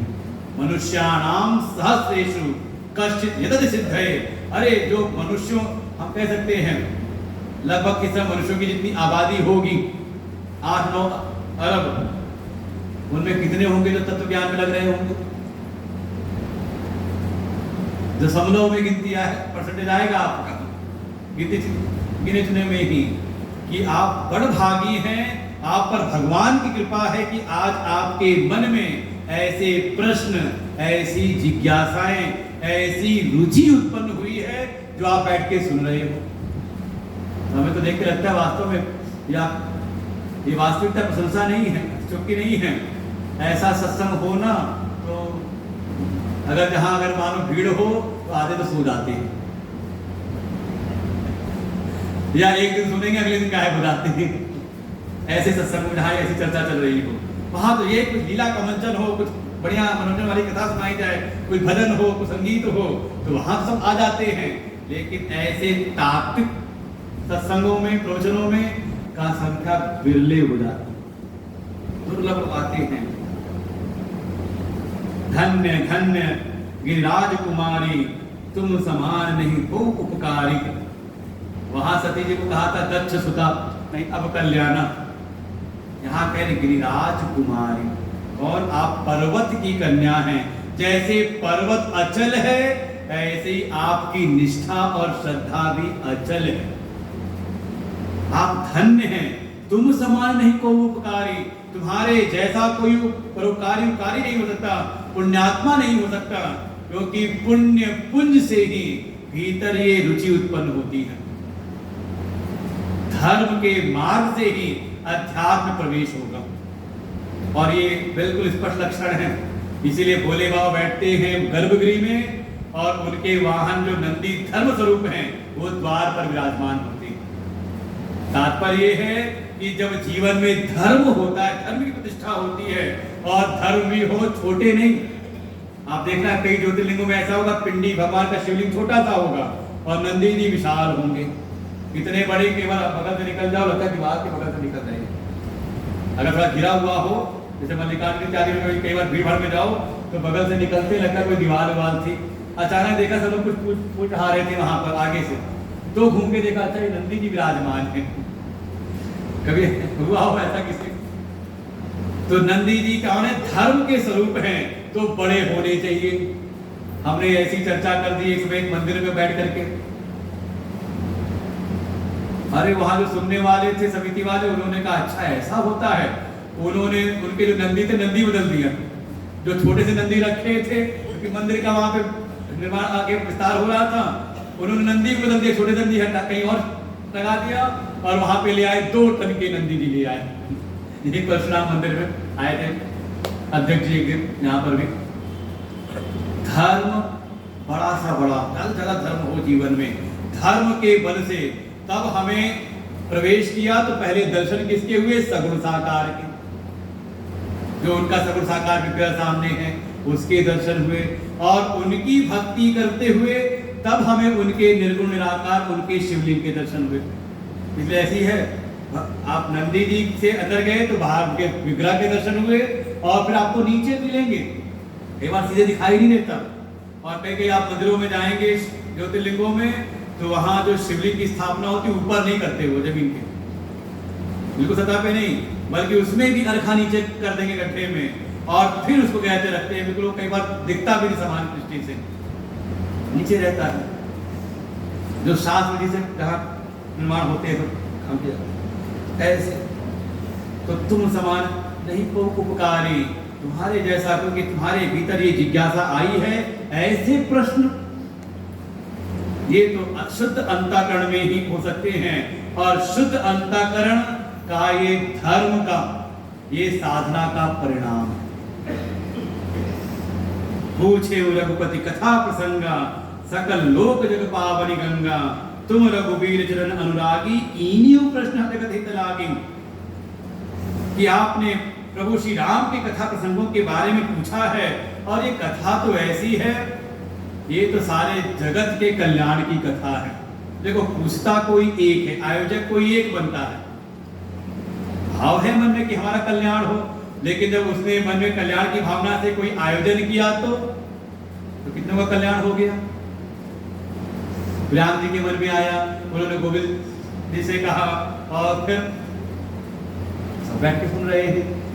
और अब इसको भी ढूंढना भागवत जी में, तो जब ऋषि ने प्रश्न पूछा, सुखदेव जी बिल्कुल द्वितीय स्कंद का पहले ही श्लोक है, वरीयाने शिते प्रश्न तो लोकहितो निभः, कि हे राजन आपने बहुत उत्तम प्रश्न पूछा, श्रेष्ठ प्रश्न पूछा है, कि तो लोकहितो निभः।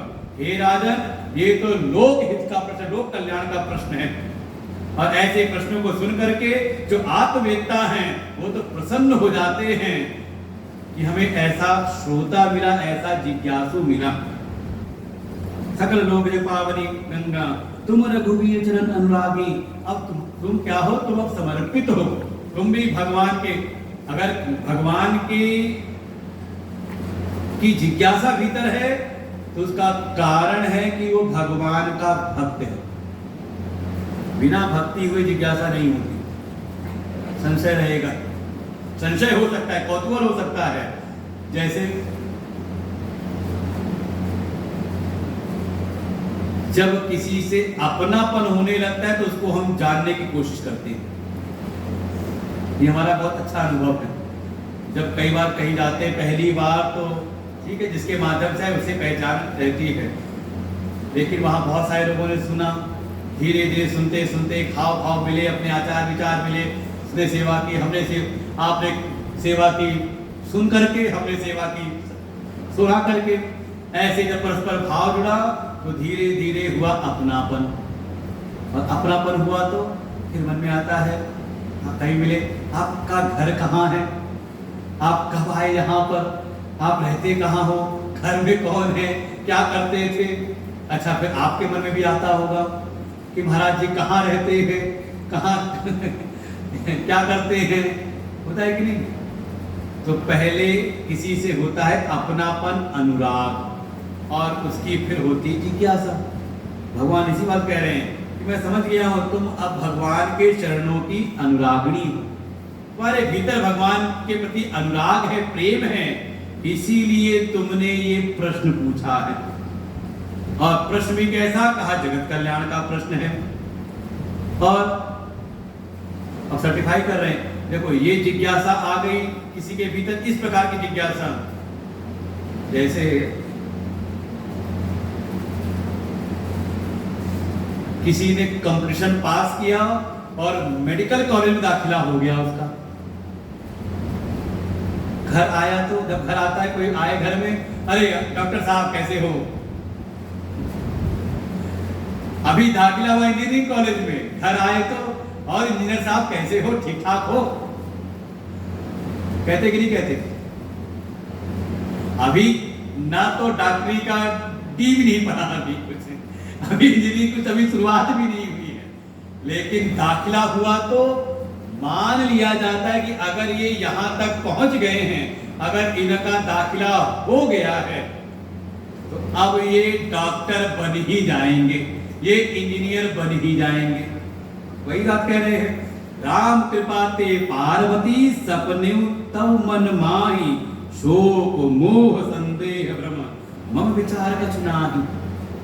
भगवान शिव बात कह रहे हैं, हे पार्वती मैं जान गया हूं, सपने में भी तुम्हारे मन के भीतर ना तो कोई शोक है, ना कोई मोह है, ना कोई संदेह है, ना कोई भ्रम है। ये सारे दोषों, चारों दोषों से तुम्हारे मन में नहीं है। मम विचार कछुनाई, भगवान कहते हैं मेरे विचार से तुम्हारे भीतर कुछ भी नहीं है। ये साधना का परिणाम धीरे करते करते कह सकते हैं, साधना के परिणाम से एक बार शरणागति हो जाए ना, तो जिस मुमुक्षा को, जिस जिज्ञासा को लेकर के हम आगे बढ़े थे, शरणागत हुए थे, एक समय ऐसी स्थिति आती है कि उसकी बहुत चिंता नहीं रहती।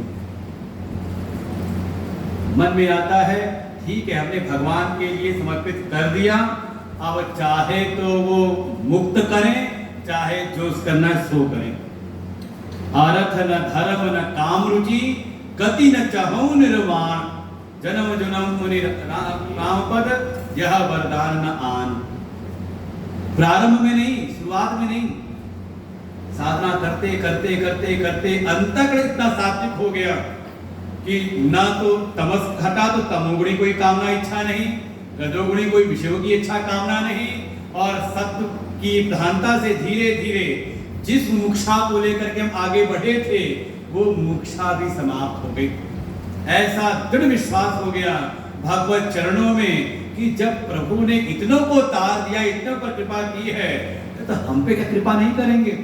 बात तो किंतु नास्ति नियंता, अपने मन को कहता है अरे पगले क्या तेरा उद्धार नहीं करेंगे, तब इतनों का उतार दिया, इतने को उद्धार कर दिया है। ये स्थिति है, धीरे धीरे ये स्थिति आती, कोई अपेक्षा नहीं रहती कि गुरुजी अब हमारा उद्धार, हमें ये पढ़ाएं, हमें ये कराएं, वो कराएं।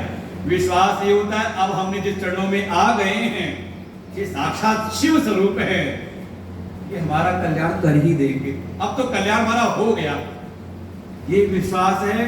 और इस विश्वास के आधार पर गुरु भी कह देते हैं कि अब तुम्हारा क्या, तो तुम सही जगह आई गए, पहुंच ही गए हो। शोक मोह संदेह मम विचार कछ नाहि। आगे पढ़ते हैं। तदपि शंका कीन्हि सोई, कहत सुनत सब कर हित होई। जिन हरि कथा सुनी नहीं काना, श्रवण रंद हरि भवन समाना। नहीं संत दरस नहीं देखा, लोचन मोर पंख कर लेखा। ते सिर कटु तुम्बरि सम सूना, दूला जेन नमत हरि गुण पद मूला। जिन हरि भगति हृदय नहीं आनी, जीवत सब समान ते प्राणी। जो नहीं करई राम गुण गाना, जिय सुदारुर जिय समाना। तुलिस कठोर निठुर सोई छाति, सुनि हरि चरित न जो हर्षाति। गिरिजा सुनहु राम कै लीला, सुरहित धनुज विमोहन शीला। राम कथा सुरधेनु सम, सेवत सब सुखदान। सत समाज सुरलोक सब, को न सुनई अस जान। सियावर रामचंद्र की जय, पवन सुत हनुमान की जय। महादेव की जय, बोलो भाई सब संतन की जय। भगवान आगे पार्वती जी की महिमा करते हुए, उत्साहित करते हुए कुछ लक्षण बताते हैं साधकों के, और इससे विपरीत है तो कहें अगर ये लक्षण नहीं आ रहे समझ लो फिर वो साधक नहीं, भक्त नहीं। और वो कुछ लक्षण बताए हैं कि तदपि आशंका कीन्हि सोई, कहत सुनत सब कर। हे पार्वती, मेरे विचार से तुम्हारे भीतर अब शोक मोह संदेह भ्रम अब ये सब नहीं है। और जो तुम पूछ रही हो किस लिए, कहा तुम्हारे भीतर जो भी आशंका संदेह जो आया है, जो किया है तुमने, किस लिए कि कहने सुनने, मतलब चर्चा चले भगवान की। कई बार होता है कि जो ज्ञानी लोग होते हैं वो भी बैठ के चर्चा करते हैं, कोई एक प्रश्न उठा देते हैं तो जितने वहां भक्त हैं, जैसे कभी आप प्रसंग पढ़ो भागवत जो तृतीय स्कंद में, जब भेंट होती है यमुना जी के तट पर महात्मा विदुर और उद्धव जी, बड़ा मार्मिक प्रसंग है। वहां पर दो भक्त मिले हैं तो क्या चर्चा करेंगे, ना दुनिया की नहीं भगवान की। अहो बकीयम संकाल कूटम जिघांसया पाए अदप्य साध्वी। वहां उन्होंने उद्धव जी ने उठाया, अरे देखो भगवान कितने कृपालु, कितने परम दयालु हैं कि एक बकासुर की बहन बकी आई थी। अहो बकीयम, वो राक्षसी आई थी पूतना, अपने स्तनों पे कालकूट नाम का विष लगा करके आई थी भगवान को मारने के लिए, और भगवान का स्पर्श मिला उसे, और भगवान ने उसको भी देखो क्या सद्गति प्रदान की। जो गति देते अपनी धाय अपनी माँ को, वो गति दे दी उस बाल हत्यारिन पूतना को। कम्बा दयालु शरणम व्रजेम, ऐसे परम दयालु परम कृपालु प्रभु को छोड़ करके हम किसकी शरण लें, संसार की। ऐसे फिर उधर महात्मा विदुर ने कोई बात उठाई भगवान की, और वहां पे भगवान की लीलाओं का चिंतन करते करते चल गए। फिर उसी कथा से निकला कि अरे एक दूसरे की स्तुति करने लगे, रे तुम पर बड़ी भगवान की कृपा हुई। उद्धव जी ने कहा, अरे महात्मा विदुर तुम भी कोई भगवान के कम कृपा पात्र नहीं हो। जब अंतिम समय मुझको उपदेश किया था, साथ में मैत्री ऋषि थे, हम सबको भागवत तत्व का उपदेश किया, और चलते चलते मैत्री ऋषि को आज्ञा दी कहीं महात्मा विदुर मिल जाएं तो उनको इस तत्व का उपदेश कर देना। अब तो ऐसे भाव विभल हो गए विदुर जी, अरे मुझको याद किया, और वहां से चले गए, ढूंढते ढूंढते पहुंचे हरिद्वार गंगा जी के तट पर, भेंट हुई मैत्री जी से, और उनसे फिर उन्होंने जिज्ञासा रखी और फिर मैत्री जी सुनाते जाते हैं और सुनते सुनते देखो दोनों ज्ञानी हैं, मैत्री ऋषि भी और साथ में महात्मा विदुर भी ब्रह्म ज्ञानी हैं। और सुनते सुनते ही ऐसा बिल्कुल भीतर ऐसा भाव आया, भाव तिरेक आया, कोई औपचारिकता नहीं, सुनते सुनते ही आत्माराम होकर निकल पड़ते रमण करते हुए, कोई औपचारिकता नहीं। तो ऐसे ज्ञानी जन भी चर्चा करते हैं, इसलिए कि चर्चा की वहीं पर और लोग बैठे थे, उनको कोई ना कोई उपदेश मिल जाए। तो कहत सुनत सब कर हित होई। हमें लगता है प्रियांक जी भी इसी कोटि में है, हमेशा स्वाध्याय में लगे रहते हैं, कहीं गीता का स्वाध्याय, कहीं रामायण का स्वाध्याय, कहीं अपने गुरुदेव के साहित्यों का स्वाध्याय लगे रहते हैं। तो हम नहीं मान सकते जितना इनका विचार के, जितना इनका चिंतन है ना यज्ञ के विषय में, हमारे उपासना के अनुष्ठानों के विषय में, उतना हमें भी ना पता हो। लेकिन मन में क्या है, कथा कराने किस लिए कि कहने सुनने से कुछ चर्चा। और ये कई बार जाते हैं भिक्षा में साथ में, तो इसलिए जाते हैं साथ में भिक्षा पर, पूछो पूछो पूछो प्रश्न पूछो या कोई प्रश्न पूछिए, किस लिए कि कोई एक चर्चा चले। कहत सुनत सब कर हित हुई, कि जब ऐसी कोई चर्चा चलेगी, कोई प्रसंग चलेगा कथा का, तो सुनने वाले का हित होगा। ठीक है, सबके भीतर वो तत्व की जागृति नहीं होगी, तत्व वो सबको नहीं हुआ, लेकिन भगवान नाम का स्मरण तो किया ना, उच्चारण तो हुआ ना जिह्वा से, तो कुछ तो गया अंदर, बीज रूप में जा करके कहीं ना कहीं भीतर बीज रूप में है। तो धीरे धीरे खाद पानी मिलते मिलते एक दिन वो बीज भी वृक्ष का रूप ले लेगा। तो कुछ निरर्थक नहीं, इसलिए कहने सुनने से सबका हित हो, इसलिए आपने पूछा है, इसलिए आप धन्य हैं। नहीं तो इस संसार में जिन हरि कथा सुनी नहीं काना, भगवान ने बढ़िया कान दिए थे कि सत प्रवचन सुने, सत्संग सुने, लेकिन इन कानों से अच्छी बातें नहीं सुनी, भगवान की कथा नहीं सुनी, तो क्या सुना होगा फिर? संसार की निंदा बुराई। देखो भगवान की कथा है अमृत के समान, अमृत स्वरूप है, अमृत स्वरूप भगवत कथाएं तत्चर्चा सुनी नहीं, तो क्या सुना फिर? संसार की जो जहरीली बातें हैं, निंदा बुराई, ईर्ष्या द्वेष, ये सब मार काट दुनिया भर की जो चीजें सुनी, तो वो क्या है?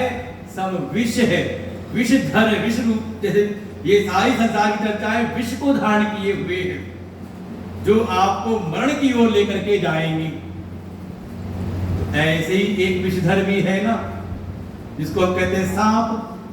तो आपने जब इन कानों को भगवान की अमृतमयी कथाओं को नहीं दिया, इसमें प्रवेश नहीं कराया, तो इसका मतलब है कि आपके भीतर संसार के विष से युक्त जो बातें गई, इसलिए आपका कान क्या हो गया?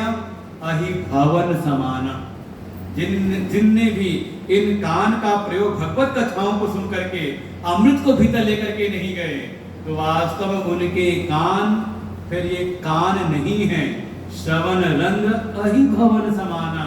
फिर वो सांपों के रहने का खोड़क क्या बोलते हैं? बिल।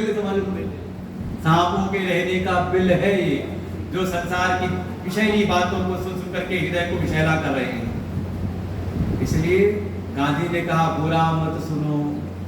अब ये नहीं कि कुछ मत सुनो, बुरा मत सुनो। जो अच्छी बातें नहीं है वो जब कोई सुनाने आए तो,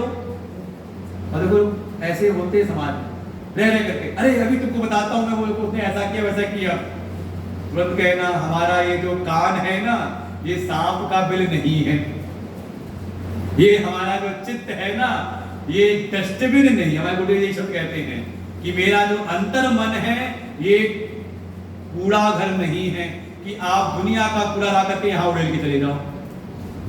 और संसार में संत भी जाते हैं भगवत कथाएं सुनाने के लिए, और कुछ ऐसे भी घूमते रहते हैं, उनको कोई चीज सुनने को मिल गई और फिर जब तक वो 4-10 कूड़ा सुनाते हैं, अपना चित्त तो दूषित हुआ ही, जब तक 4 जगह और वो कूड़ा ना गिरा दें। तो इसलिए बहुत सावधान रहना, जिसको सांपों का बिल मत बनाना, कूड़ा घर मत बनाना।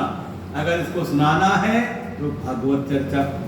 इस समय बहुत नहीं है, कितनी तो निकल गई सब चीजों में, अब तो ज्यादा से ज्यादा केवल भगवत चर्चा।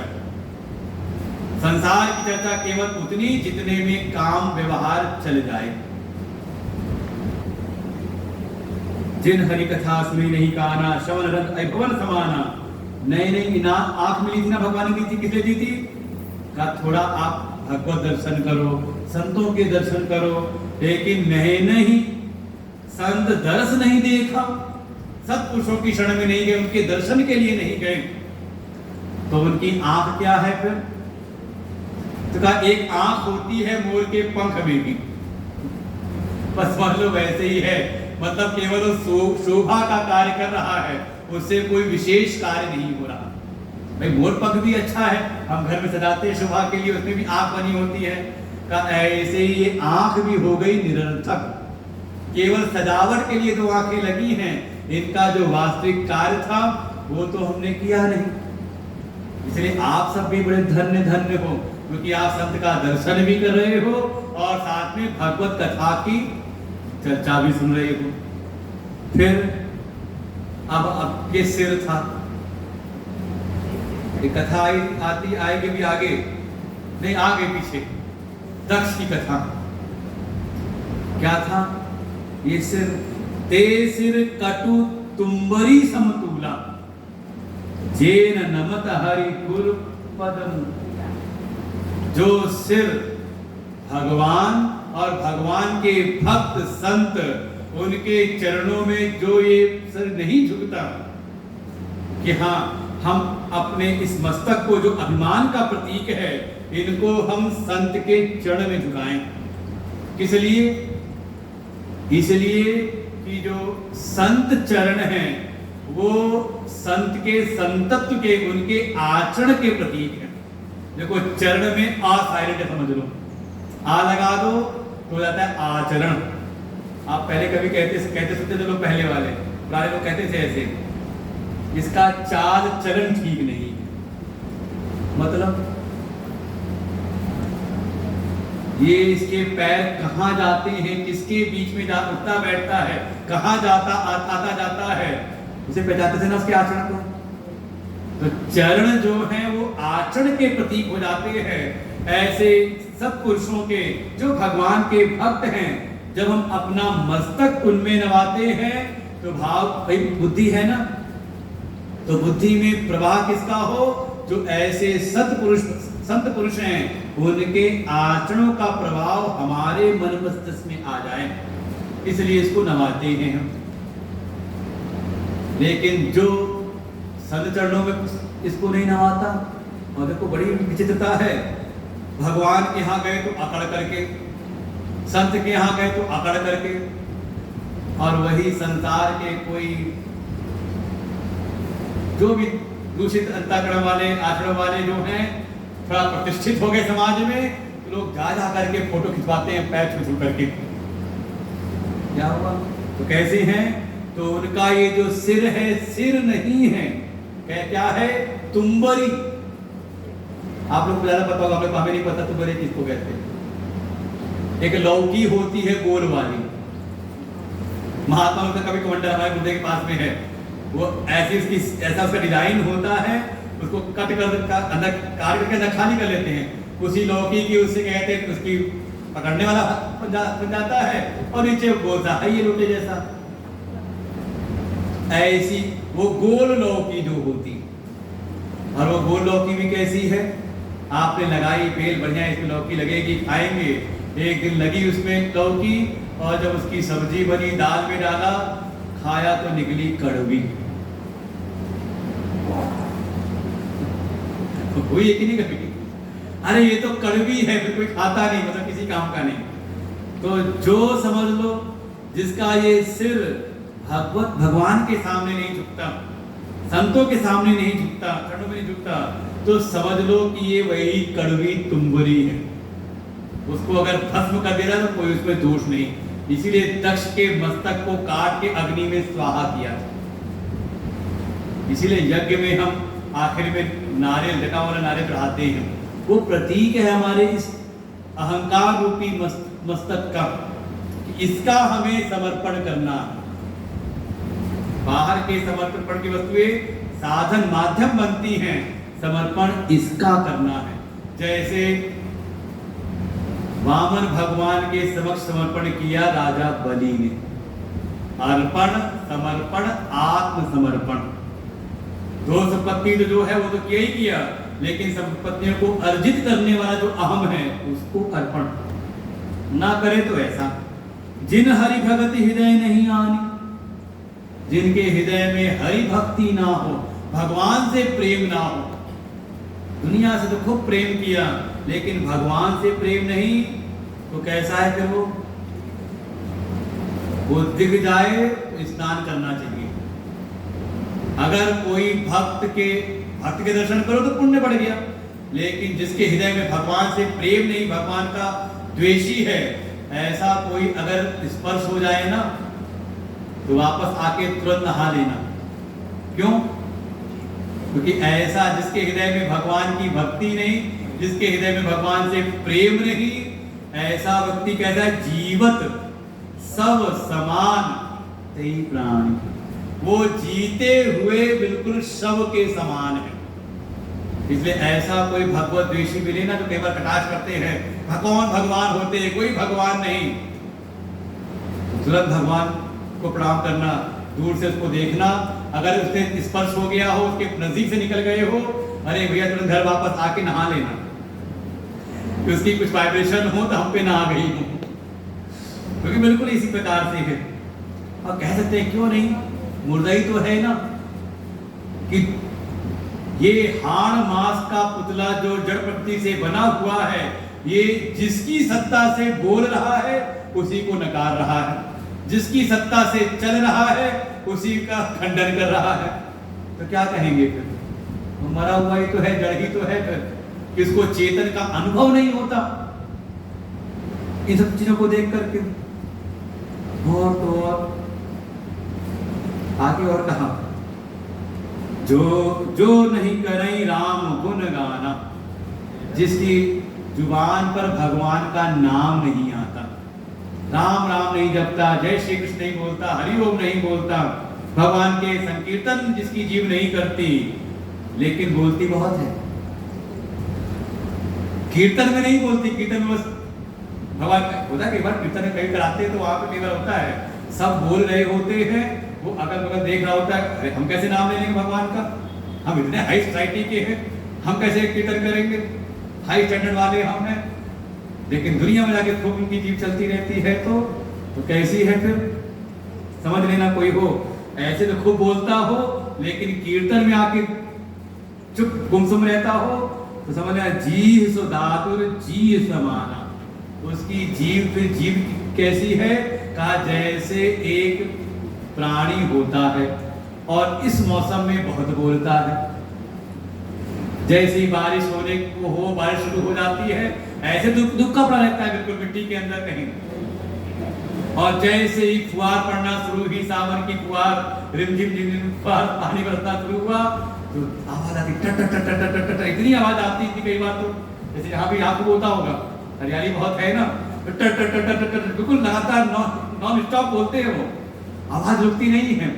तो समझ लो जिसके मुख पे राम नाम ना हो, भगवान नाम ना हो, तो वो जीव उसकी कैसी है? जैसे मेढक के मुख में जीव है, जी है सदादुर जी है समाना, पुलिस कठोर निठुर सोई छाती, सुनी हरि चरित न जो हर्षाती। वास्तव में उसके हृदय में, हृदय कैसा है? सब लोग ग्रेनाइट का पत्थर रखा हुआ है, उसका हृदय, छाती कैसी है? पुलिस कठोर, बिल्कुल अत्यंत कठोर है वो छाती, जिसके हृदय में भगवान के गुणगान को सुन के प्रसन्नता ना होती। इसलिए यहाँ सुनाने को अच्छा लगता है, क्यों? हम जो बोलते, जो सुनाते हैं रामचरितमानस, आप सुनाते हो, हर्षित होते सुन के, करे बड़े अच्छा लगा, लगता है कि हाँ यहाँ जितने हैं सबका हृदय हृदय है, वहां पे पत्थर नहीं है। और मान लो कहीं कथा सुनाए और सब बिल्कुल गुमसुम ऐसे बैठे रहे, कोई एक्सप्रेशन उनके चेहरे पे ना आए, तो लगता है सुना तो दिया, लेकिन हमारी आवाज जाके पत्थर से टकरा के वापस आ गई। अंदर से छाती कैसी है, कहा पुलिस कठोर, बिल्कुल ग्रेनाइट जैसा पत्थर वहां रखा हुआ है, कोई फर्क। जैसे दूध डाला गंगा जी में तो उससे मिलके एक हो गया, कपड़ा डाला तो कपड़ा गंगा जल से आच्छादित हो गया, बिल्कुल उसमें भर गया। लेकिन पत्थर सालों साल गंगा जी में डूबा हुआ है, निकाला बाहर, हथौड़ा चलाया तो चिंगारी देता है। ऐसी अगर है जिसको भगवान की चर्चा सुन के प्रसन्नता नहीं, तो कई बार ऐसा होता है, आप जाके कहीं कुछ चर्चा शुरू करो सत्संग की, और कहीं कोई बात शुरू करो भगवान की कथा की, कोई शास्त्र की, तो सुनने वाला अरे फिर आ गए ये बाबा, तेरे वो नाम रख देते हैं, स्वामी जी आ गए, अब देखो प्रवचन शुरू करेंगे अपना। ये क्या कर रहे हैं, ये आप पर व्यंग कर रहे हैं। आ गए पंडित जी, बढ़ के पंडित जी आ गए हैं, अब आप देखो इनका प्रवचन शुरू हो जाएगा। वो अगर संसार की चर्चा करे तो कोई दिक्कत नहीं, सब सुनो बैठ करके, लेकिन जैसी भगवान की चर्चा चली तो उनका मन बड़ा अजीब सा हो जाता है, अब पता नहीं क्या शुरू कर देंगे पुराणपंथी बातें। तो क्या है, समझ लो फिर हृदय नहीं है पत्थर। गिरजा सुनहु राम के लीला, सुरहित दनुज विमोहन शीला। हे पार्वती, वास्तव में जो भगवान की जो लीलाएं हैं वो बड़ी विचित्र है। भगवान के जो जीवन की जो उनकी लीलाएं हैं, जब कोई दैवी संपत्ति से, अर्थात कोई साधन संपन्न जिसने जीवन में साधना करके भीतर सात्विकता को संभाला है, दैवी संपत्तियों को संभाला है, उसके लिए तो वही लीला उसका कल्याण करती है। सुरहित दैवी वृत्तियों से संपन्न जो है उसको तो मुक्ति प्रदान करती, कल्याण करती है उसका। लेकिन वही भगवान की लीलाएं सुन करके कहा जो धनुज हैं विमोहनशीला, जो आसुरी संपत्ति से युक्त हैं, जिनके जीवन में कोई साधना नहीं, तमस भरा पड़ा हुआ है, वो तो भगवान की लीलाओं को सुनकर के और ज्यादा मोहित होते हैं। और कई बार आपको चर्चा सुनाने वाले मिल जाएंगे भगवान की चर्चा को लेके, ऐसी कैसी चर्चा को, ऐसी कौन से भगवान आपके हो गए, उसके सार तत्व को जाना नहीं, उसकी वास्तविकता का अनुभव किया नहीं, और उस पर कटाक्ष करने लगे। क्या है, तो ऐसे कोई आसुरी संपत्ति वाले हैं तो वो और ज्यादा विमोहित हो जाते हैं। तो आश्चर्य नहीं करो, सब बिल्कुल हो सकता है। राम कथा सुरधेन सम सेवत सब सुखदानी, सत समाज सुर लोक सब हो न सुनई अस जानी। हे पार्वती, ये जो राम की कथा है ना, ये बिल्कुल कामधेनु के जैसे है। कामधेनु जानते हो कि नहीं? एक गाय होती कामधेनु, जो उसकी सेवा करे वो उसकी सारी मनोकामनाओं को पूरी कर देती है। ऐसे ही ये भगवान की कथा भी है। जो इस कथा की सेवा में लगता है उसको सारे सुख प्राप्त होते हैं। मति की रति गति भूति बनाई, जह जही जथा जतन जही पाई, सो जानव सत्संग प्रभाव।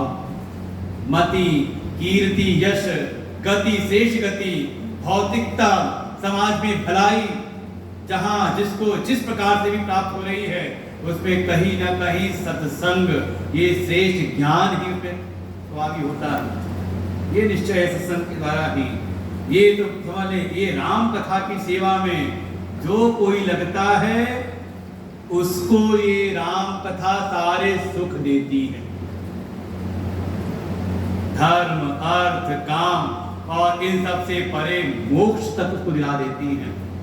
इसीलिए सत समाज सुर लोक सब हो न सुनई अस जानी। इसीलिए जहां सब पुरुषों का समाज है, जहां सत्संग होता है, समझ लो वही देवलोक है। इस सत्संग में आकर के समझ लो, अगर आप बैठे हो, मन सत्संग सुनते सुनते पवित्र हो जाता है, शुद्ध हो जाता है, और इस क्षण कोई मन में कामना आ जाए तो तत्काल पूरी होती है। और सबसे बड़ी बात तो ये है कि सत्संग में मन इतना पवित्र होता है, कोई कामना ही नहीं आती, और व्यक्ति हो जाता है मुक्त। यही है 2 घंटे बैठ के, शायद हमें तो देख के जो लगता है, जो लोग हैं शायद ऐसे कहे 2 घंटे बैठे रहो यहीं पर, तो या कोई ऐसे दुनिया को कोई भाषण देने आ जाए और बैठो तो सब उठते हिलते चलते रहते होंगे। और हम देखते हैं लगभग 2 घंटे हमारे आने के पहले से बैठे रहते हैं और 2 घंटे बैठे रहते हैं कुर्सी पर। बिल्कुल कुछ बात तो है कथा में। 2 घंटा हो गया, 3 मिनट ज्यादा हो गए हैं। सत समाज लोग सब को न सुनई अस जानी। जो कोई ऐसा समझ लेता है, जान लेता है कि जहां सत्संग है वही देवलोक है, जहां सत्संग वही सतयुग है, वही समझ ले ब्रह्म लोक है। ऐसा सुन करके फिर कोई क्यों ना आए, सब आते हैं, सब आकर के इस कथा को सुनते हैं। ठीक है, बहुत सारा जो ज्ञान है, तत्व ज्ञान है, वो अगर नहीं भी समझ में आया तो भी बहुत कुछ हमारा कल्याण होता है, पुण्यों का अर्जन हो जाता है। कम से कम वर्तमान में जो दुख की वृत्ति थी वो तो शांत हो गई ना। और अभी अगर एक आनंद की झलक मिल गई तो जैसे कहते हैं ना, अफीम का नशा होता है। धीरे धीरे मान लो कि किसी को लगाओ तो उसको क्या है कि एक झटका उसको लगा तो बार बार वो आता है। जैसे संसार में कोई व्यसनी है, ऐसे ही हो जाते हैं वो कथा के व्यसनी। एक बार सुना, कुछ क्षण सुना, अच्छा लगा तो मन होता फिर कब होगा, फिर सत्संग कब होगा, फिर आगे कब मिलेगा।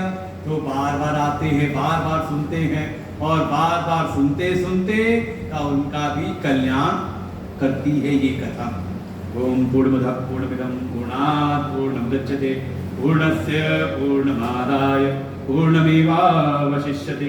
ओम शांति शांति शांति। हरि ओम। श्री गुरुभ्यो नमः। तुम्हारे ये कथा का महत्व